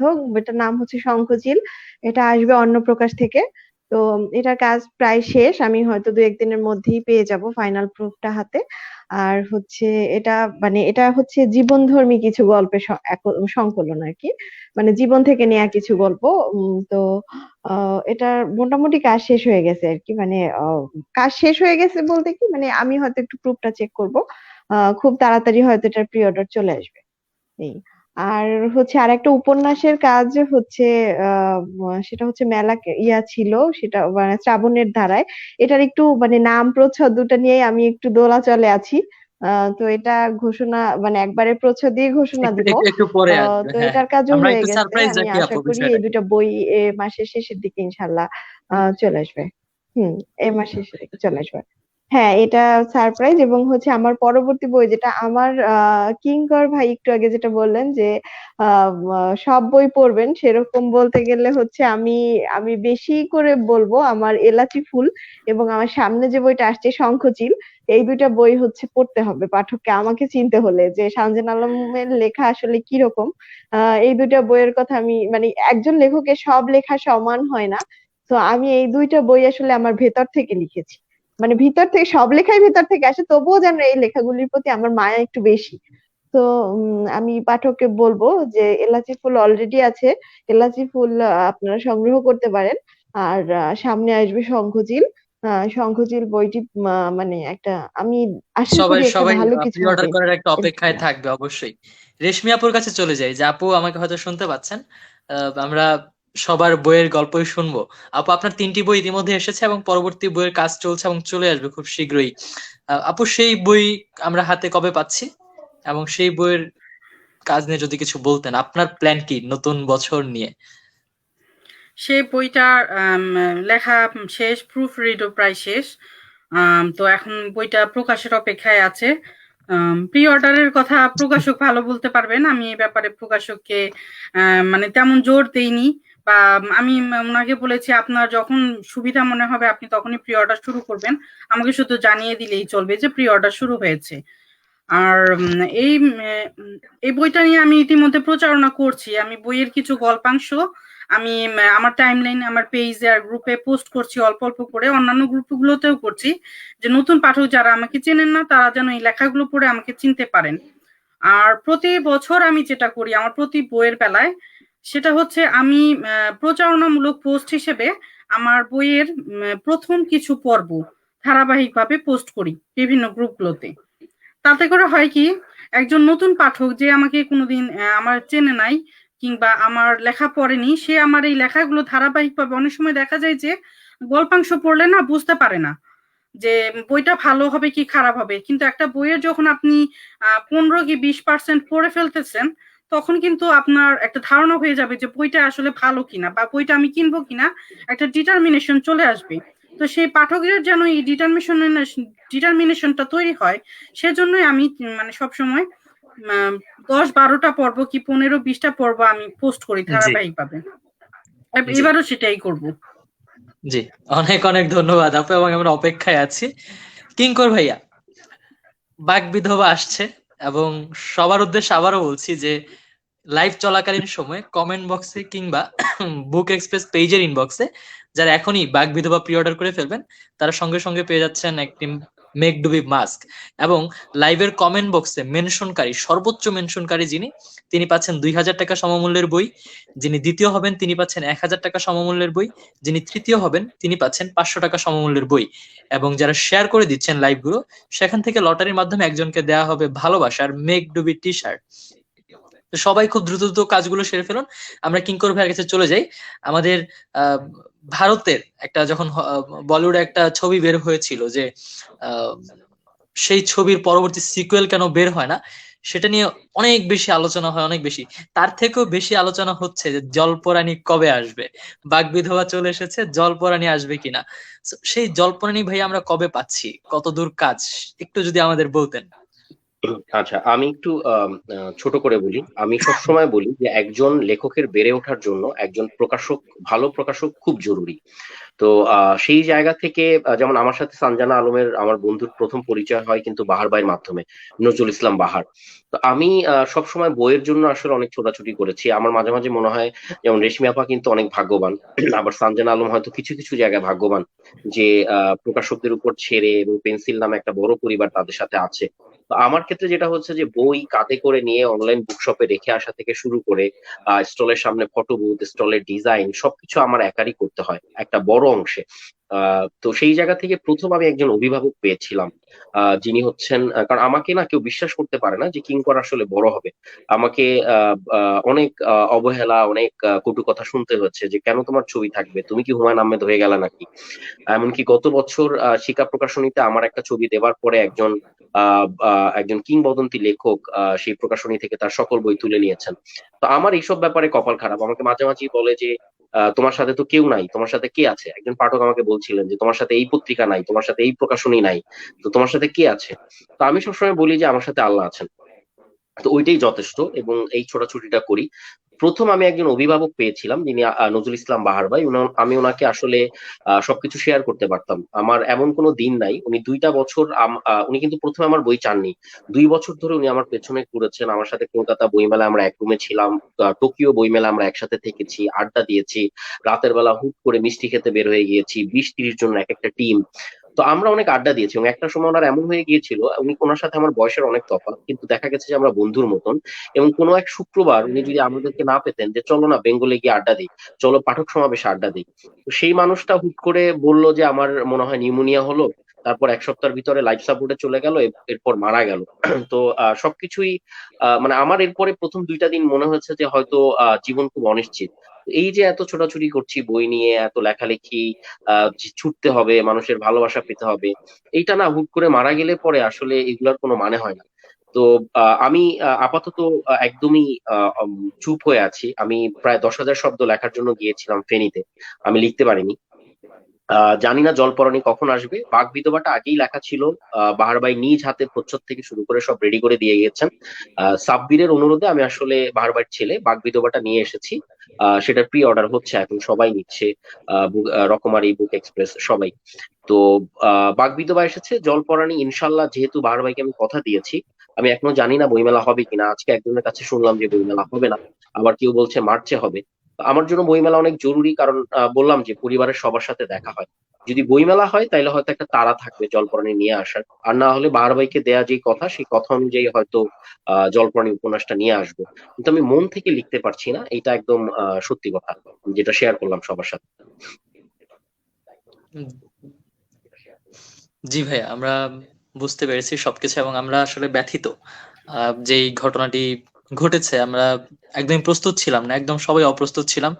হঠাৎ করে আমরা কিন্তু ভাইয়া 7 তারিখ আমাদের দেখা হয়েছিল, এবং 7 তারিখ প্রায় রাত 10টা 11টা পর্যন্ত আমরা সবাই আড্ডা দিয়েছি একসাথে। এবং বুক বাহার ভাইয়া এক্সপ্রেসের ওই দিন অফিসে আমরা শেষ। একসাথে আড্ডা দিয়ে ওনার সাথে আমি রাতের খাবার খেয়েছিলাম। এবং তার পরের দিনই উনি আমাকে ফোন দিয়ে বলল যে আমার করোনা নেগেটিভ। তো তার 2 দিন পরে উনি আমাকে বললো নিউমোনিয়া, এবং ওই দিনই ওনাকে হাসপাতালে ভর্তি করা হলো। পুরো ব্যাপারটা আমার মনে হচ্ছিল যে একটা সিনেমার মতন, এবং আমি এখনো মাঝে মাঝে আমার বিশ্বাস হয় না যে আসলে কি ঘটছে। কারণ ওই দিন হঠাৎ করে বাহার ভাইয়ের নাম্বার থেকে ফোন আসলো। আমি অনেকক্ষণ ধরে বসে আছি এবং আমি বুঝতে পারছি না যে আমি কি করবো, আমি ফোনটা ধরবো কি ধরবো না। এবং ওটা আসলে সাব্বির, বাহার ভাইয়ের ছেলে, বাহার ভাইয়ের ফোনটা এখন ব্যবহার করছে। তো আমি না একটা ধাক্কার মতন খেয়েছি। এবং আমার মনে হচ্ছিল যে উনি কি আমার সাথে প্রতারণা করলেন, আমাদের কত চিন্তা ভাবনা, কত স্বপ্ন, কত প্ল্যান। এবং আমি প্রথম একজন অভিভাবক পেলাম যাকে আমি শুধু বলতাম, বাহার ভাই বাংলা বাজারে একটা ব্যানার উঠান তো। তো সাথে সাথে দেখলাম যে ব্যানার উঠে গেছে। যেই মানুষটা, আমি রঙ্গিলা কিতাব পুরনো বই স্টকে, মানে আউট অফ স্টক ছিল, আমি ভেবেছিলাম নতুন করে আনলে হয়তো 500 কপি বিক্রি হবে, এই মানুষটা নিজে ঠেলে 3000 কপি বই বিক্রি করেছেন। তো একজন প্রকাশকের শক্তি থাকতে হয়, একজন প্রকাশক একজন লেখকের অনেক বড় শক্তি। তো ওই মানুষটা আমার ওই শক্তিটা ছিল। এবং আমি আহ, আহ, তো যাই হোক, তো জায়গাটা যেটা হচ্ছে যে খুব অনিশ্চিত জীবন। আজকে আমরা ছুটছি, একটা মানুষের সাথে যখন সম্পর্ক হয় এবং হুট করে দেখা যায় যে ওই মানুষটা নাই। কারণ আমার মনে আছে যে আমি ওনার লাশ দেখে, আহ, ওনার লাশটা দেখলাম রাত্র 11টা, 11:30টার দিকে। আমি আসগর আলী হসপিটালে গিয়েছিলাম অফিস শেষ করে। তো লাশ দেখে সাব্বিরকে ঠান্ডা করে, এবং আব্দুল্লাহ ইমরান ছিল, আব্দুল্লাহ ইমরান কেঁদে দিল। তো আমি ওকে থামালাম, আমি থামায় বললাম যে তোমার সাথে তো যে কয়দিন দেখা, এর চাইতে বেশি দিন দেখা আমার। তো আমি তো চুপ আছি। তো কান্নার দরকার নাই, সাব্বির যদি কেঁদে ফেলো তাহলে সাব্বির আরো ভেঙে পড়বে। তো সাব্বির কাঁদছে, আরো কিছু আত্মীয় স্বজন এরা সবাই কাঁদছে। আমার কখনো কোনো কান্না আসে নাই। আমি প্রথম রাত্র মেবি 1টা বা 1:30টার দিকে সবাইকে বিদায় টিদায় দিয়ে আমি যখন আমার বাসার রাস্তা দিয়ে ঢুকছি, ওই প্রথম আমি টের পেলাম, একটা দুইটা কুকুর ছিল রাস্তায় আর সব অন্ধকার। আমি হুট করে মানে টের পেলাম যে আমার চোখ থেকে গড়গড়ায় পানি পড়ছে। সো আমি জানি না, মানে হয় কি, আমরা তো আমি সবসময় বিশ্বাস করি যে দুই ভাবে আসলে সম্পর্ক হয়, পরিবার হয়। একটা হচ্ছে রক্তের সম্পর্ক, যারা রক্তের ভাই বোন আত্মীয় স্বজন। আর একটা হচ্ছে চলতি পথে আমরা যে মানুষগুলোকে পাই, সানজানা আলম, রেশমি রফিক আপু, এটা পরিবার। হয়তো দেখা যাবে সম্পর্কে এরকম হয়ে গেছে, আমি রেশমি রফিক আপুকে ফোন দিয়ে কোনো আবদার করছি ছোট ভাইয়ের মতন, সানজানাকে হয়তো বন্ধুর মতন কিছু একটা বলছি। তো এই সম্পর্কগুলোই কিন্তু যদি রাখতে পারি, টাকা পয়সা কিচ্ছু হয় না শেষ অবধি। এই সম্পর্কগুলো যদি থাকে, এইটাই সবচেয়ে বড় শক্তি। তো ওই জায়গা থেকে হঠাৎ করে এই ধাক্কাটা আমার কাছে, আম, কারণ একটা একটা স্পিডে থাকি তো, এমনও অনেক বয়স হয়ে যায়নি যে মৃত্যু চিন্তা বা এই জিনিসগুলো মাথার ভেতরে থাকবে। তো হুট করে উনি, কারণ এখন আমার অনলাইনে চ্যাটের বাম দিকে, আমি জানি না এটা কেমনে সরায়, বাম দিকে ওনার ছবিটা সবার আগে দেখি, কারণ ওনার সাথে আমার প্রতিদিন এত কথা হতো। তো এইটা আমাকে খুব পীড়া দেয়। আমি একটু বিষয়টা সহজভাবে নেওয়ার চেষ্টা করছি এবং ইনশাল্লাহ হয়তো কাটিয়ে উঠবো, কারণ শোক আমাদের সামলে নিতে হয়। তো দেখা যাক, আল্লাহ ভরসা। উনি যেখানেই আছেন উনি ভালো থাকুন, আল্লাহ ওনাকে ভালো রাখুন, এইটাই চাওয়া। ইনশাল্লাহ, ইনশাল্লাহ, আল্লাহ ভালো রাখুক, আল্লাহ সবাইকে ভালো রাখুক। সানজানাপুর কাছে চলে যাই ছোট্ট একটা বিষয় নিয়ে, যে এই যে কিঙ্কর ভাইয়া যে গল্পটা বললো, যে লেখক প্রকাশক সম্পর্ক, একটা বড় উদাহরণ ছিলেন। আমি যেখানেই যেতাম এই দুজন মানুষের উদাহরণ দিতাম। এবং 7 তারিখ ভাইয়া যেটা বলছিলেন যে তারা একসাথে ডিনার করেছে, এবং আমি তখন গুলিস্তান থেকে হচ্ছে গাজীপুর আসি রাত 11টার সময়, গুলিস্তান থেকে রওনা দিয়ে 1টার সময় বাসায় আসি রাত 1টায়। তখন যাওয়ার আগে বাহার ভাই আমাকে বলেছিলেন যে এত রাতে গাজীপুর যাচ্ছ কেন, কোথায় যাবা। আমার বাসার ঠিকানা নিয়েছিলেন এবং বলেছিলেন যে আমি তো এর আশেপাশে একদিন গিয়েছিলাম, এদিক গিয়েছিলাম। তো ভাইয়ের বাসাতে এই শেষ কথা আর কি। তো মানুষ কখন আসলে চলে যায় বলা যায় না। সানজানা আপু, আপনার কাছে যে প্রশ্নটা থাকবে, লেখক প্রকাশক সম্পর্কের উজ্জ্বল একটা উদাহরণ ছিলেন কিঙ্কর ভাই এবং বাহার ভাইয়া। আহ, সানজানা আপু, লেখক লেখক সম্পর্ক নিয়ে অনেক পাঠক প্রশ্ন তোলে যে লেখকদের মাঝে সম্পর্কের নাকি একটু অবনতি ঘটেছে, একটু লেখক লেখক নাকি একটু ক্ল্যাশ থাকে, বা পাঠকরা বলে ক্ল্যাশ থাকা দরকার, লেখক লেখকদের মধ্যে একটা দূরত্ব থাকা দরকার পাঠকরা বলে। তো এই বিষয়গুলোকে আপনি কিভাবে দেখেন? আপনি যদি ছোট্ট করে একটু বলতেন। আসলে বিষয়টা হচ্ছে, এটা কারা বলে আমি জানি না, কিন্তু আমার সাথে যেটা হয়েছে আর কি, আমি আমার নিজের অভিজ্ঞতা বলি। রেশমি আপু কিন্তু আমার চাইতে বেশ সিনিয়র, লেখালেখিতে সিনিয়র, বয়সে সিনিয়র, এবং উনি অনেক আগে থেকে বেশ জনপ্রিয়। আমি যখন লেখালেখি শুরু করিনি বা আমার কোনো বই আসেনি, তখন আপুর বই অলরেডি বেস্ট সেলার।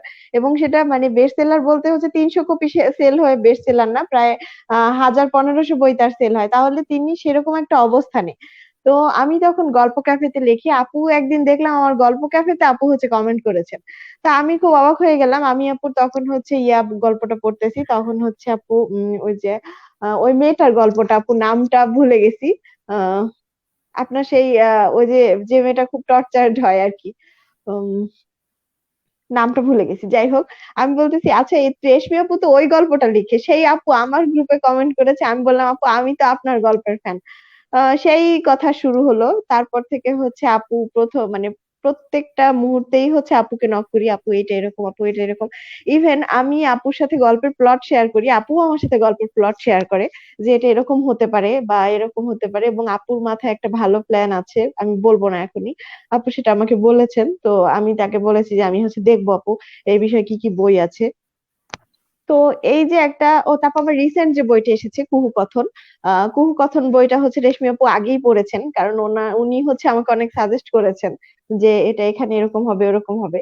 তো তো এটা যে একটা বিশ্বস্ততার জায়গা, এটা যে একটা ভালোবাসার জায়গা, এটা এখানে কি আপু হচ্ছে আমাকে মানে হেল্প করে ভুল করেছেন অথবা আমি আপুকে বিশ্বাস করে ভুল করেছি, বিষয়টা কিন্তু তা না। বিষয়টা একটা নির্ভরতার জায়গা, এবং আমরা বিশ্বাস করি আমরা একসাথে অনেক দূর পথ পাড়ি দিব। এবং এটা আমি শুধু উদাহরণ দিলাম, আমি রেশমি আপুর কথা বললাম, এবং আমার সাথে আরো যারা লেখক একদম। আছে, এই যে কিঙ্কর ভাইয়ের কথা বলি, আমরা যদিও বন্ধু কিন্তু এখন আমরা ভাইয়াই বলি আর কি।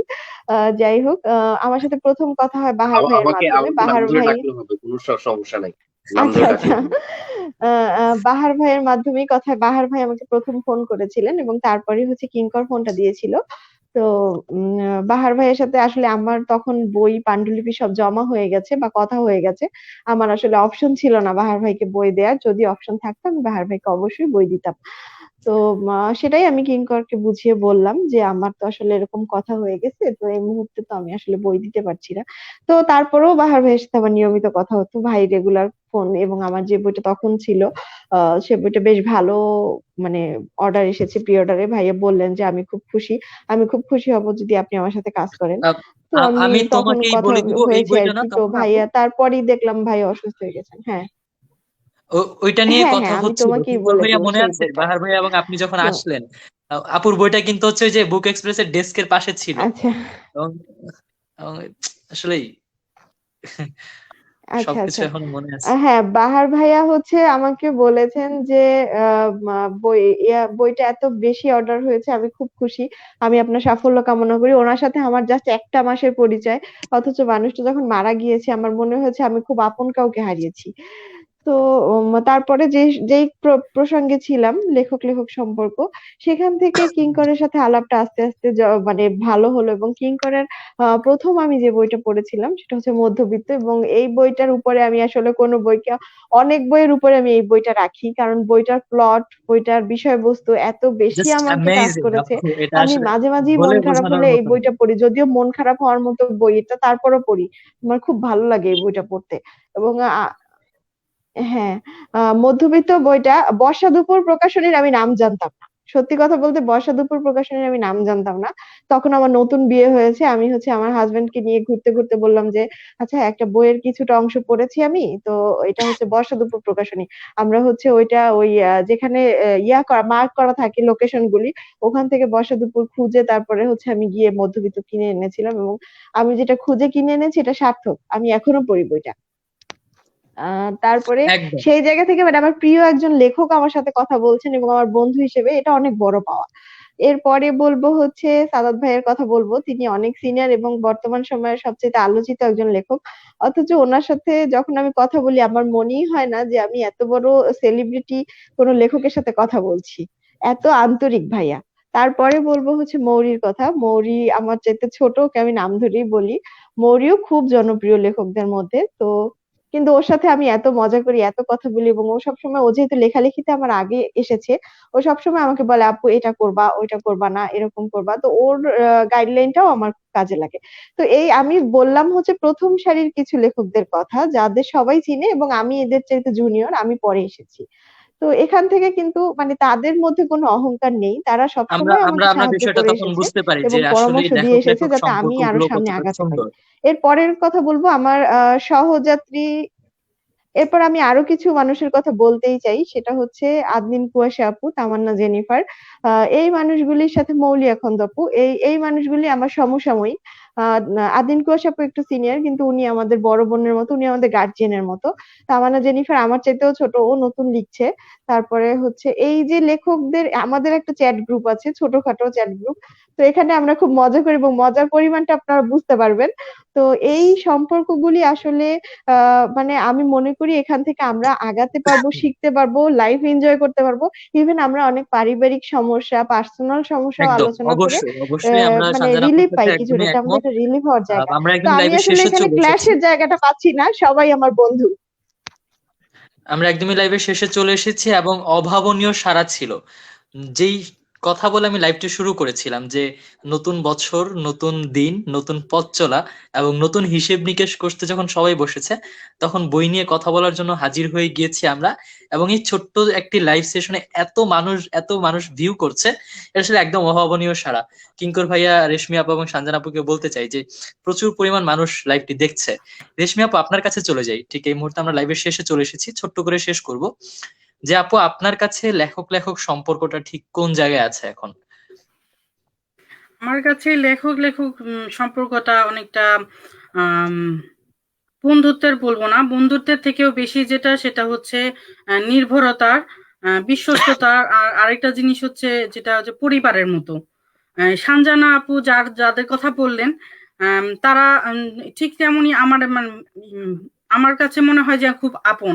কিঙ্কর ভাইয়ের সাথে আমার দুদিন ধরে মানে কথা হচ্ছে, কিন্তু এই 2 দিন ধরে এই যে কথা বলে আমার কাছে মনে হয়েছে যে আমার একটা ভাই। আমার কাছে মনে হয়নি যে উনি একজন জনপ্রিয় লেখক বা উনি কোন সম্মানিত একজন, এরকম মনে হয়নি আমার। প্রথমে যেটা মনে হয়েছে যে আমি শুরুতেই বলতে পারবো কিঙ্কর ভাই, এভাবে ডাকতে পারবো। তো ঠিক সাদাত ভাইয়েরও একই অবস্থা। আমি সাদাত ভাইয়ের সাথে যখন প্রথম কথা বলি, আমি একদম হুট করেই তাকে ইনবক্সে তার বইয়ের ছবি পাঠিয়েছি, ভাইয়া দেখেন আপনার বই আমি বাংলাদেশ থেকে আনিয়েছি। তো আমি আশা করিনি ভাইয়া আমার ইনবক্সে রিপ্লাই দিবেন, উনি অনেক ব্যস্ত থাকেন। তো হঠাৎ করে দেখলাম যে ভাইয়া লিখেছেন, আহা কি সুন্দর, মানে বইয়ের ছবিটা ওনার পছন্দ হয়েছে। আমার কাছে এই যে এই ছোট্ট একটা রিপ্লাই এত ভালো লাগলো, মানে আমি অনেকক্ষণ তাকিয়েছিলাম। তো এভাবে করে তারপরে যে আমার যে পেন্সিল যে গন্ডিটা, সেখানে আমার অনেক সিনিয়র রাইটাররা আছেন। আমাদের মধ্যে আমাদের নিজস্ব চ্যাট গ্রুপ আছে, পেন্সিলের যে চ্যাট গ্রুপ আছে, পেন্সিলের বাইরেও চ্যাট গ্রুপ আছে। তো সেখানে দেখা যায় যে আমরা একটা পরিবারের মতো। আমরা আমি একটা সমস্যায় পড়েছি একটা গল্প লিখতে, যে আমি নির্দ্বিধায় শেয়ার করতে পারি যে কেউ আমাকে হেল্প করো। তো দেখা যায় যে অনেকেই মানে নির্দ্বিধায় ছুটে আসতেছে যে তুমি কেউ ইনফরমেশন দিচ্ছে, কেউ আমাকে গাইডলাইন দিচ্ছে, কেউ আমাকে বুঝিয়ে দিচ্ছে অলঙ্করণটা কিভাবে করা উচিত, কিভাবে গল্পটা শুরু করা উচিত। এই যে এই জিনিসগুলো, যে এই জিনিসটা আসলে কোনো গণ্ডিতে, মানে আমি কোনো নির্দিষ্ট গণ্ডিতে ফেলতে চাই না। এটা জাস্ট মানে একটা পরিবারের একদমই থেকেও অনেক একদমই আপন। আমি একদমই আপু, অনেক মানুষগুলোকে অনেক কখনো ধন্যবাদ চোখে আপনাকে। দেখিনি, আমি কখনো দেখিনি, অথচ তারাও আমাকে কখনো দেখেনি, অথচ আমাদের মধ্যে সম্পর্কটা এত আপন। এই জিনিসটা আমার কাছে খুবই আশ্চর্যজনক লাগে।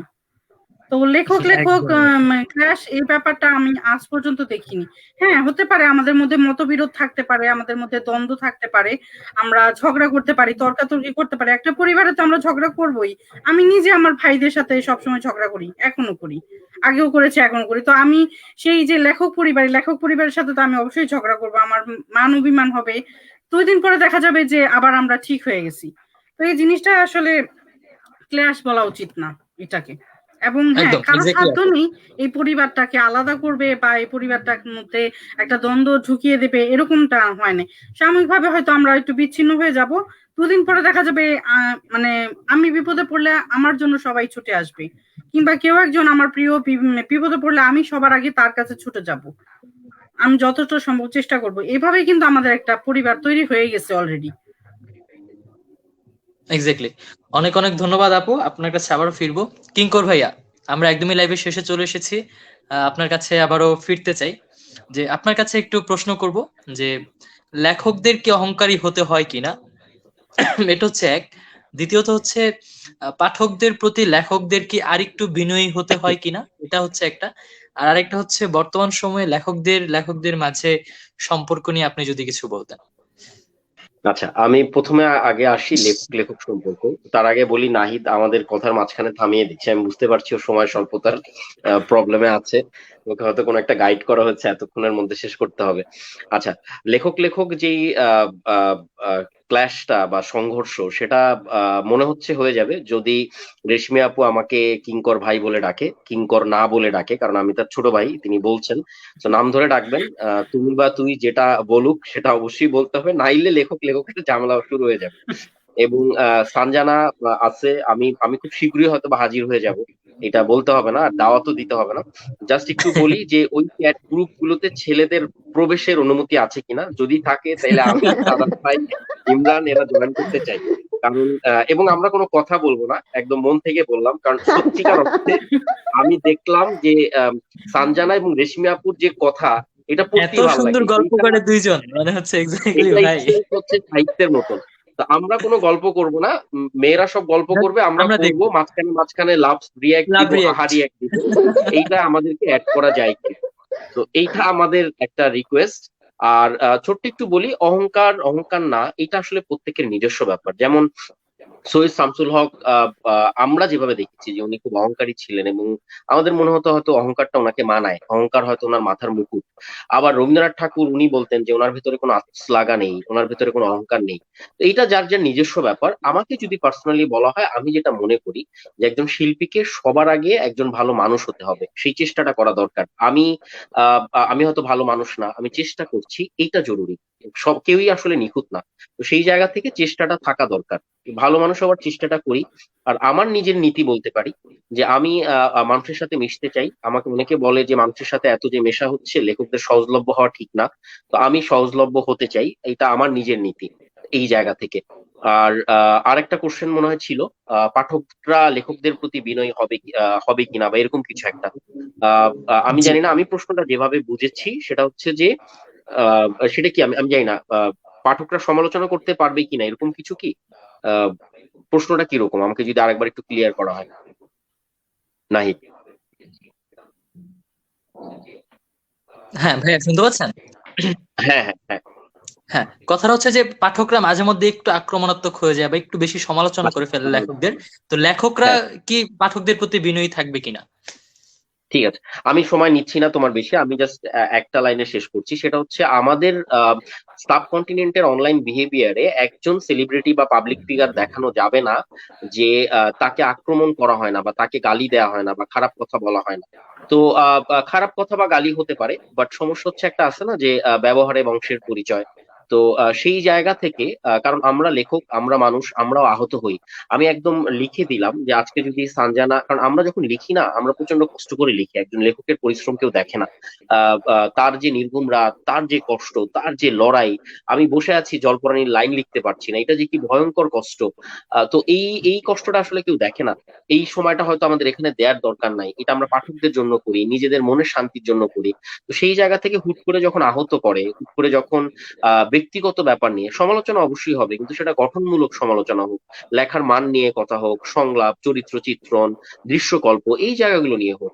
কিন্তু ভাই, কিঙ্করের ভালো লাগে না, কিঙ্কর কেন চশমা পরে এইটা পরে আসছে, কিঙ্করের কেন চুল বড়, কিঙ্কর কেন চুল ডান দিকে সিথি করলো, বা সানজানা আলমের পেছনের কেন ব্যাকগ্রাউন্ড হচ্ছে গিয়ে লাল, বা রেশমি আপু কেন স্কটল্যান্ড থেকে লাইভ করলো, কেন পাশের কোনো ল্যান্ড থেকে লাইভ করলো না, এইটা নিয়ে। কারণ আমি আমি এরকম কমেন্টও পাই, মানে এমন সব উদ্ভট কমেন্ট, আমি যেগুলো আমার মাঝে মাঝে খুব অবাক লাগে। আমার মনে হয় যে এই কমেন্টটা করতে যতটুকু সৃজনশীলতা দরকার, সেই সৃজনশীলতা যদি সে লেখালেখিতে বা অন্য কিছুতে কাজে লাগাতো, তার জীবন অনেক ভালো কিছু সম্ভাবনা বা অনেক ভালো কিছুর দিকে যেতে পারতো। তো সেই জায়গা থেকে বলি যে আমি আহত হই, আমরা আহত হই।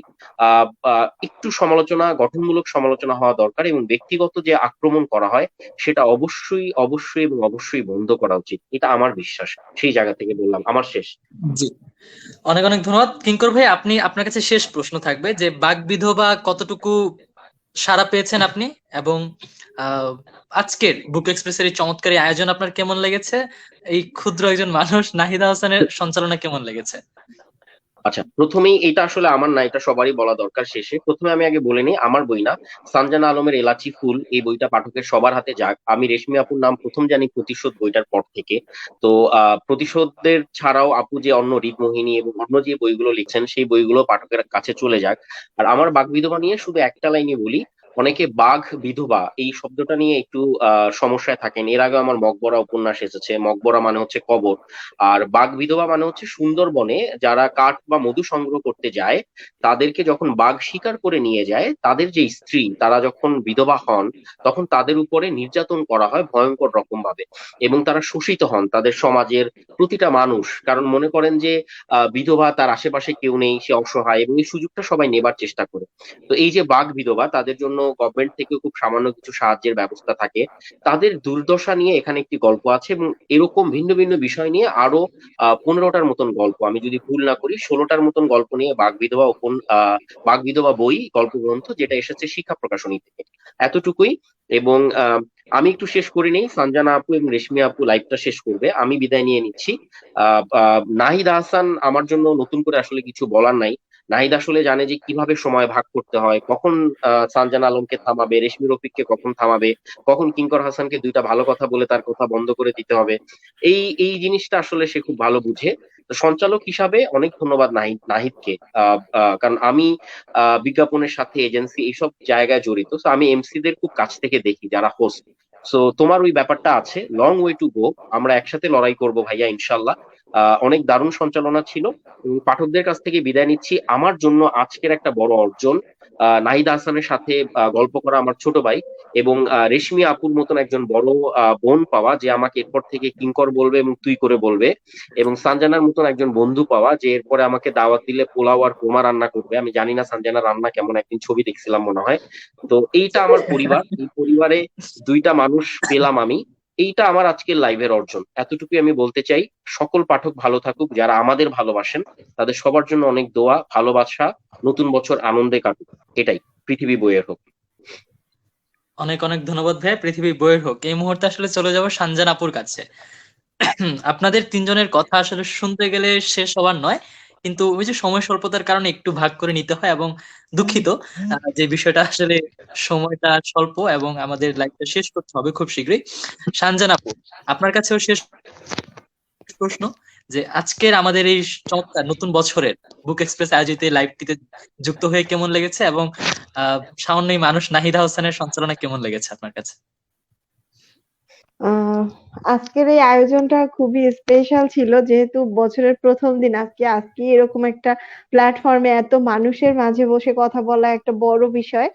আর হচ্ছে আরেকটা, এই সুযোগে আমি আরেকটা কথা বলে নিই, আমার গল্প গ্রন্থ যেটা আসবে শঙ্খচিল অনুপ্রকাশ থেকে, এটাও হচ্ছে মোট 12টা গল্প। তো এটা হচ্ছে খুব জীবন ঘেঁষা কিছু গল্প নিয়ে। এই গল্প গ্রন্থটি খুব তাড়াতাড়ি প্রি অর্ডার শুরু হবে, এটা পাঠকদের জানিয়ে দিলাম, ইনশাল্লাহ পোস্ট করব। আর নাহিদের বিষয়ে হচ্ছে বলতে চাই, ওর সাথে আমি আগেও একদিন সঞ্চালনায় বসেছি, এবং আমি আজকে বসে জানলাম নাহিদের একটা বই আসছে। এই বই সম্পর্কে নাহিদ হয়তো সময় মতো জানাবে। আর নাহিদের সব মানে নাহিদের সঞ্চালনা অসাধারণ, এটা আমার আলাদাভাবে বলা লাগবে না। যারা হচ্ছে এতক্ষণ লাইভটা দেখেছে তারা হচ্ছে বুঝতে পারবে যে নাহিদ সঞ্চালনায় খুবই মানে মিষ্টি করে সে সঞ্চালনাটা করে। সবাইকে ধন্যবাদ। আজকের মতো হচ্ছে আমি আর এখানে কথা শেষ করছি। সানজান আপু, আহ আপনি আপনি কি একটা বিষয় দেখেছেন? ওই নাহিদ আর কিঙ্কর দুইটা নামের পরে একটা কমন ওয়ার্ড আছে কিন্তু। হ্যাঁ, আহসান। এবং আমাদের আরেকজন বোন হচ্ছে জয়া হাসান। আমরা আচ্ছা, এটা জানি। আহসান পরিবার।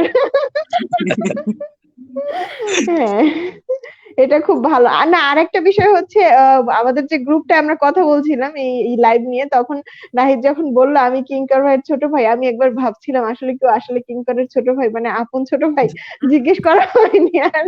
তো জয়া হোসেন যেহেতু পরিবারের অংশ, তাই বুঝতে পারতেছি এরা সবাই এক পরিবারের, আহসান পরিবার। তো আজকে শেষ করছি।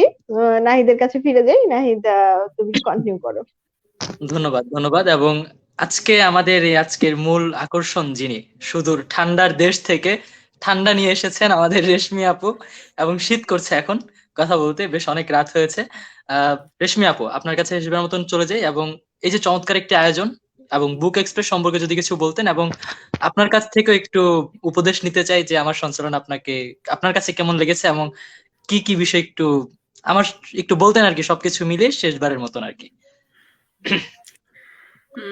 এই লাইভটাতে আমার কাছে লাইভ মানেই হচ্ছে বিশেষ কিছু, কারণ আমি সচরাচর লাইভে আসি না, আমার খুব মানে আনইজি লাগে। আমি যতটা গুছিয়ে লিখতে পারি ততটা মানে ভালো বলতে পারি না কথা, তো যার কারণে আমি লাইভটা সচরাচর ইগনোর করি, কিন্তু এই বইমেলার এই সময়টাতে পাঠকদের দাবির কারণে আমি ইগনোর করতে পারছি না। আমাকে প্রায়ই দেখা যায় যে হুটহাট লাইভে জয়েন করতে হচ্ছে। তো এটা আমার জন্য ভালো দিক, আমি লাইভে এসে সবার সাথে পরিচিত হতে পারতেছি, পাঠকদের কাছাকাছি যেতে পারতেছি। আম, আর বছরের প্রথম দিনে তো এটা আমার জন্য মানে একটা বিশাল অর্জন। হ্যাঁ, বিশাল অর্জন। কিঙ্কর এবং সানজানা আপুর সাথে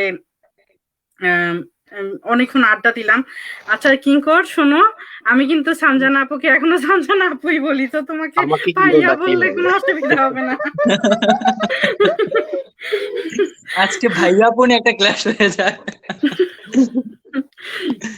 না, আমার কাছে আসলে এই যে আপনি তুমি বা আপু ভাইয়া এই ব্যাপারগুলো না, সম্বোধনটা মানে তেমন একটা প্রেম ম্যাটার করে না। আমি সানজান আপুর খুবই ক্লোজ, তো দেখা যায় আমরা এখনো আপনি আপনি বলে যাচ্ছি, আপু আপু বলে যাচ্ছি, আমাদের মধ্যে কোনো ক্লাশ হচ্ছে না। তো আমাদের কাছে মানে সম্বোধনটা কোনো ব্যাপার না। তো সবশেষে আসি কিন্তু নাহিদের। একবার যেহেতু মুখ থেকে কিঙ্কর চলে আসলো এবং শুনতে খুব ভালো লাগছে, তো আমরা এটা কন্টিনিউ করি ইনশাল্লাহ। ইনশাল্লাহ। জি। আর নাহিদের সঞ্চালনার কথা কি বলবো, আমার দেখা একজন পারফেক্ট সঞ্চালক তুমি, বাহ। পারফেক্ট সঞ্চালক। এবং তুমি জানো কিভাবে কতটুকু উপস্থাপন করতে হয়, এবং এই যে প্রশ্নগুলো যে সাজিয়েছো, প্রশ্নগুলো একদম পারফেক্ট ছিল, আমরা খুব এনজয় করেছি। প্রশ্নের উত্তরগুলো দিতে গিয়ে অনেক ভালো লেগেছে। আর এই যে তুমি এত সুন্দর করে একটা লাইভ সঞ্চালনা করলে, এই জিনিসটার ক্রেডিট তো সবটুকুই তোমাদের, আমরা শুধু অংশ নিলাম। সো আমার আমার দেখা এই যাবৎকালে বেস্ট সঞ্চালকদের মধ্যে একজন তুমি। বাহ। আল্লাহ, এটা অনেক অনেক বড় অর্জন আজকের দিনের আমার জন্য। অনেক অনেক ধন্যবাদ রেশমি আপু, সানজান আপু, আপনাকেও ধন্যবাদ, কিঙ্কর ভাই আপনাকেও ধন্যবাদ। এই যে আমরা 2020-কে একটু হিসেব বিকেশ কষে বিদায় জানিয়েছি, নতুন বছরকে আমন্ত্রণ জানিয়েছি, এবং অনেকেই সারাদিনের কাজ শেষে আবার একটু নোটবুক নিয়ে বসেছিলেন যে এই বছরে কি কি অর্জন করতে হবে, কি কি করতে হবে, আমার কি কি বাদ দিতে হবে, কি কি নতুন করে যুক্ত করতে হবে। ঠিক সেই সময়টাতে আমরা এই যে চমৎকার বুক এক্সপ্রেস থেকে একটি লাইভ সেশন এসেছি, এবং লাইভে আড্ডা দিয়ে আমরা প্রত্যেকেই ক্ষুদ্র ক্ষুদ্র কিছু মেমোরিজ অর্জন করে নিলাম, এবং এই মেমোরিজ গুলো আমাদেরকে সারা জীবন পথ চলতে, হাসি মুখে পথ চলতে সহায়তা করবে। এবং বই নিয়ে যে কথা বলা, এটার মতন একটা নোবেল কাজ, এটা আসলে আমাদের করতে সহায়তা করবে। তো সব থেকে বেশি ধন্যবাদ জানাচ্ছি বুক এক্সপ্রেসকে এরকম চমৎকার একটি লাইভ সেশন আয়োজন করার জন্য, এবং এত বড় ইনভেস্ট করার জন্য। জাস্ট মেনশনকারীদের জন্য প্রায় 3,500 টাকার বই দিচ্ছে তারা, টি শার্ট দিচ্ছে, মাস্ক দিচ্ছে। তো এত বছর প্রথম দিনের চমৎকার কিছু উপহার দিল। কিঙ্কর ভাইয়াকে ধন্যবাদ, অনেক অনেক ব্যস্ততার মধ্যে সময় দিয়েছেন। এবং সানজান আপা, রেশমি আপুর সাথে কথা বলার জন্য মুখিয়েছিলাম। কিঙ্কর ভাইয়া যা বলেছেন যে তাদের দুজনের গল্প আসলে খুব আগ্রহে দেখছিলাম, তো তাদের দুজনের গল্প অনেক মুগ্ধ করেছে। সামনে আরো কথা বলবো, সামনে আরো একটা লাইভ করব, তো সবকিছু নিয়ে কথা হবে। সবাই ভালো থাকবেন, নিজের খেয়াল রাখবেন, বই নিয়ে আরো অনেক বেশি বেশি কথা বলবেন। এবং এই যে চমৎকার একটি সম্পর্ক সবার মাঝে, বন্ধুত্বের সম্পর্ক, ছোট বড় ভাই বোনের সম্পর্ক, এগুলো সবসময় বজায় থাকুক। আমরা যারা ছোটরা আছি, আপনাদের পরবর্তী প্রজন্ম সবাই যেন চমৎকার একটা প্ল্যাটফর্ম পায়, চমৎকার একটা শেড পায়, চমৎকার একটা ছায়াতলে, আপনাদের ছায়াতলে বেড়ে উঠতে পারে, সেই আশা ব্যক্ত করে আজকের লাইভ সেশনটি এখানেই শেষ করছি। ধন্যবাদ বুক এক্সপ্রেস। এবং বুক এক্সপ্রেসের পক্ষ থেকে যারা আজকে কমেন্ট করেছেন, আমি বুক এক্সপ্রেসের পক্ষ থেকে নাহিদা হোসেন সবাইকে অনেক অনেক ধন্যবাদ জানাই। অনেকের কমেন্ট পড়া হয়নি, ক্ষমা চেয়ে নিচ্ছি। ধন্যবাদ আবারও, ধন্যবাদ সবাইকে। আল্লাহ হাফেজ।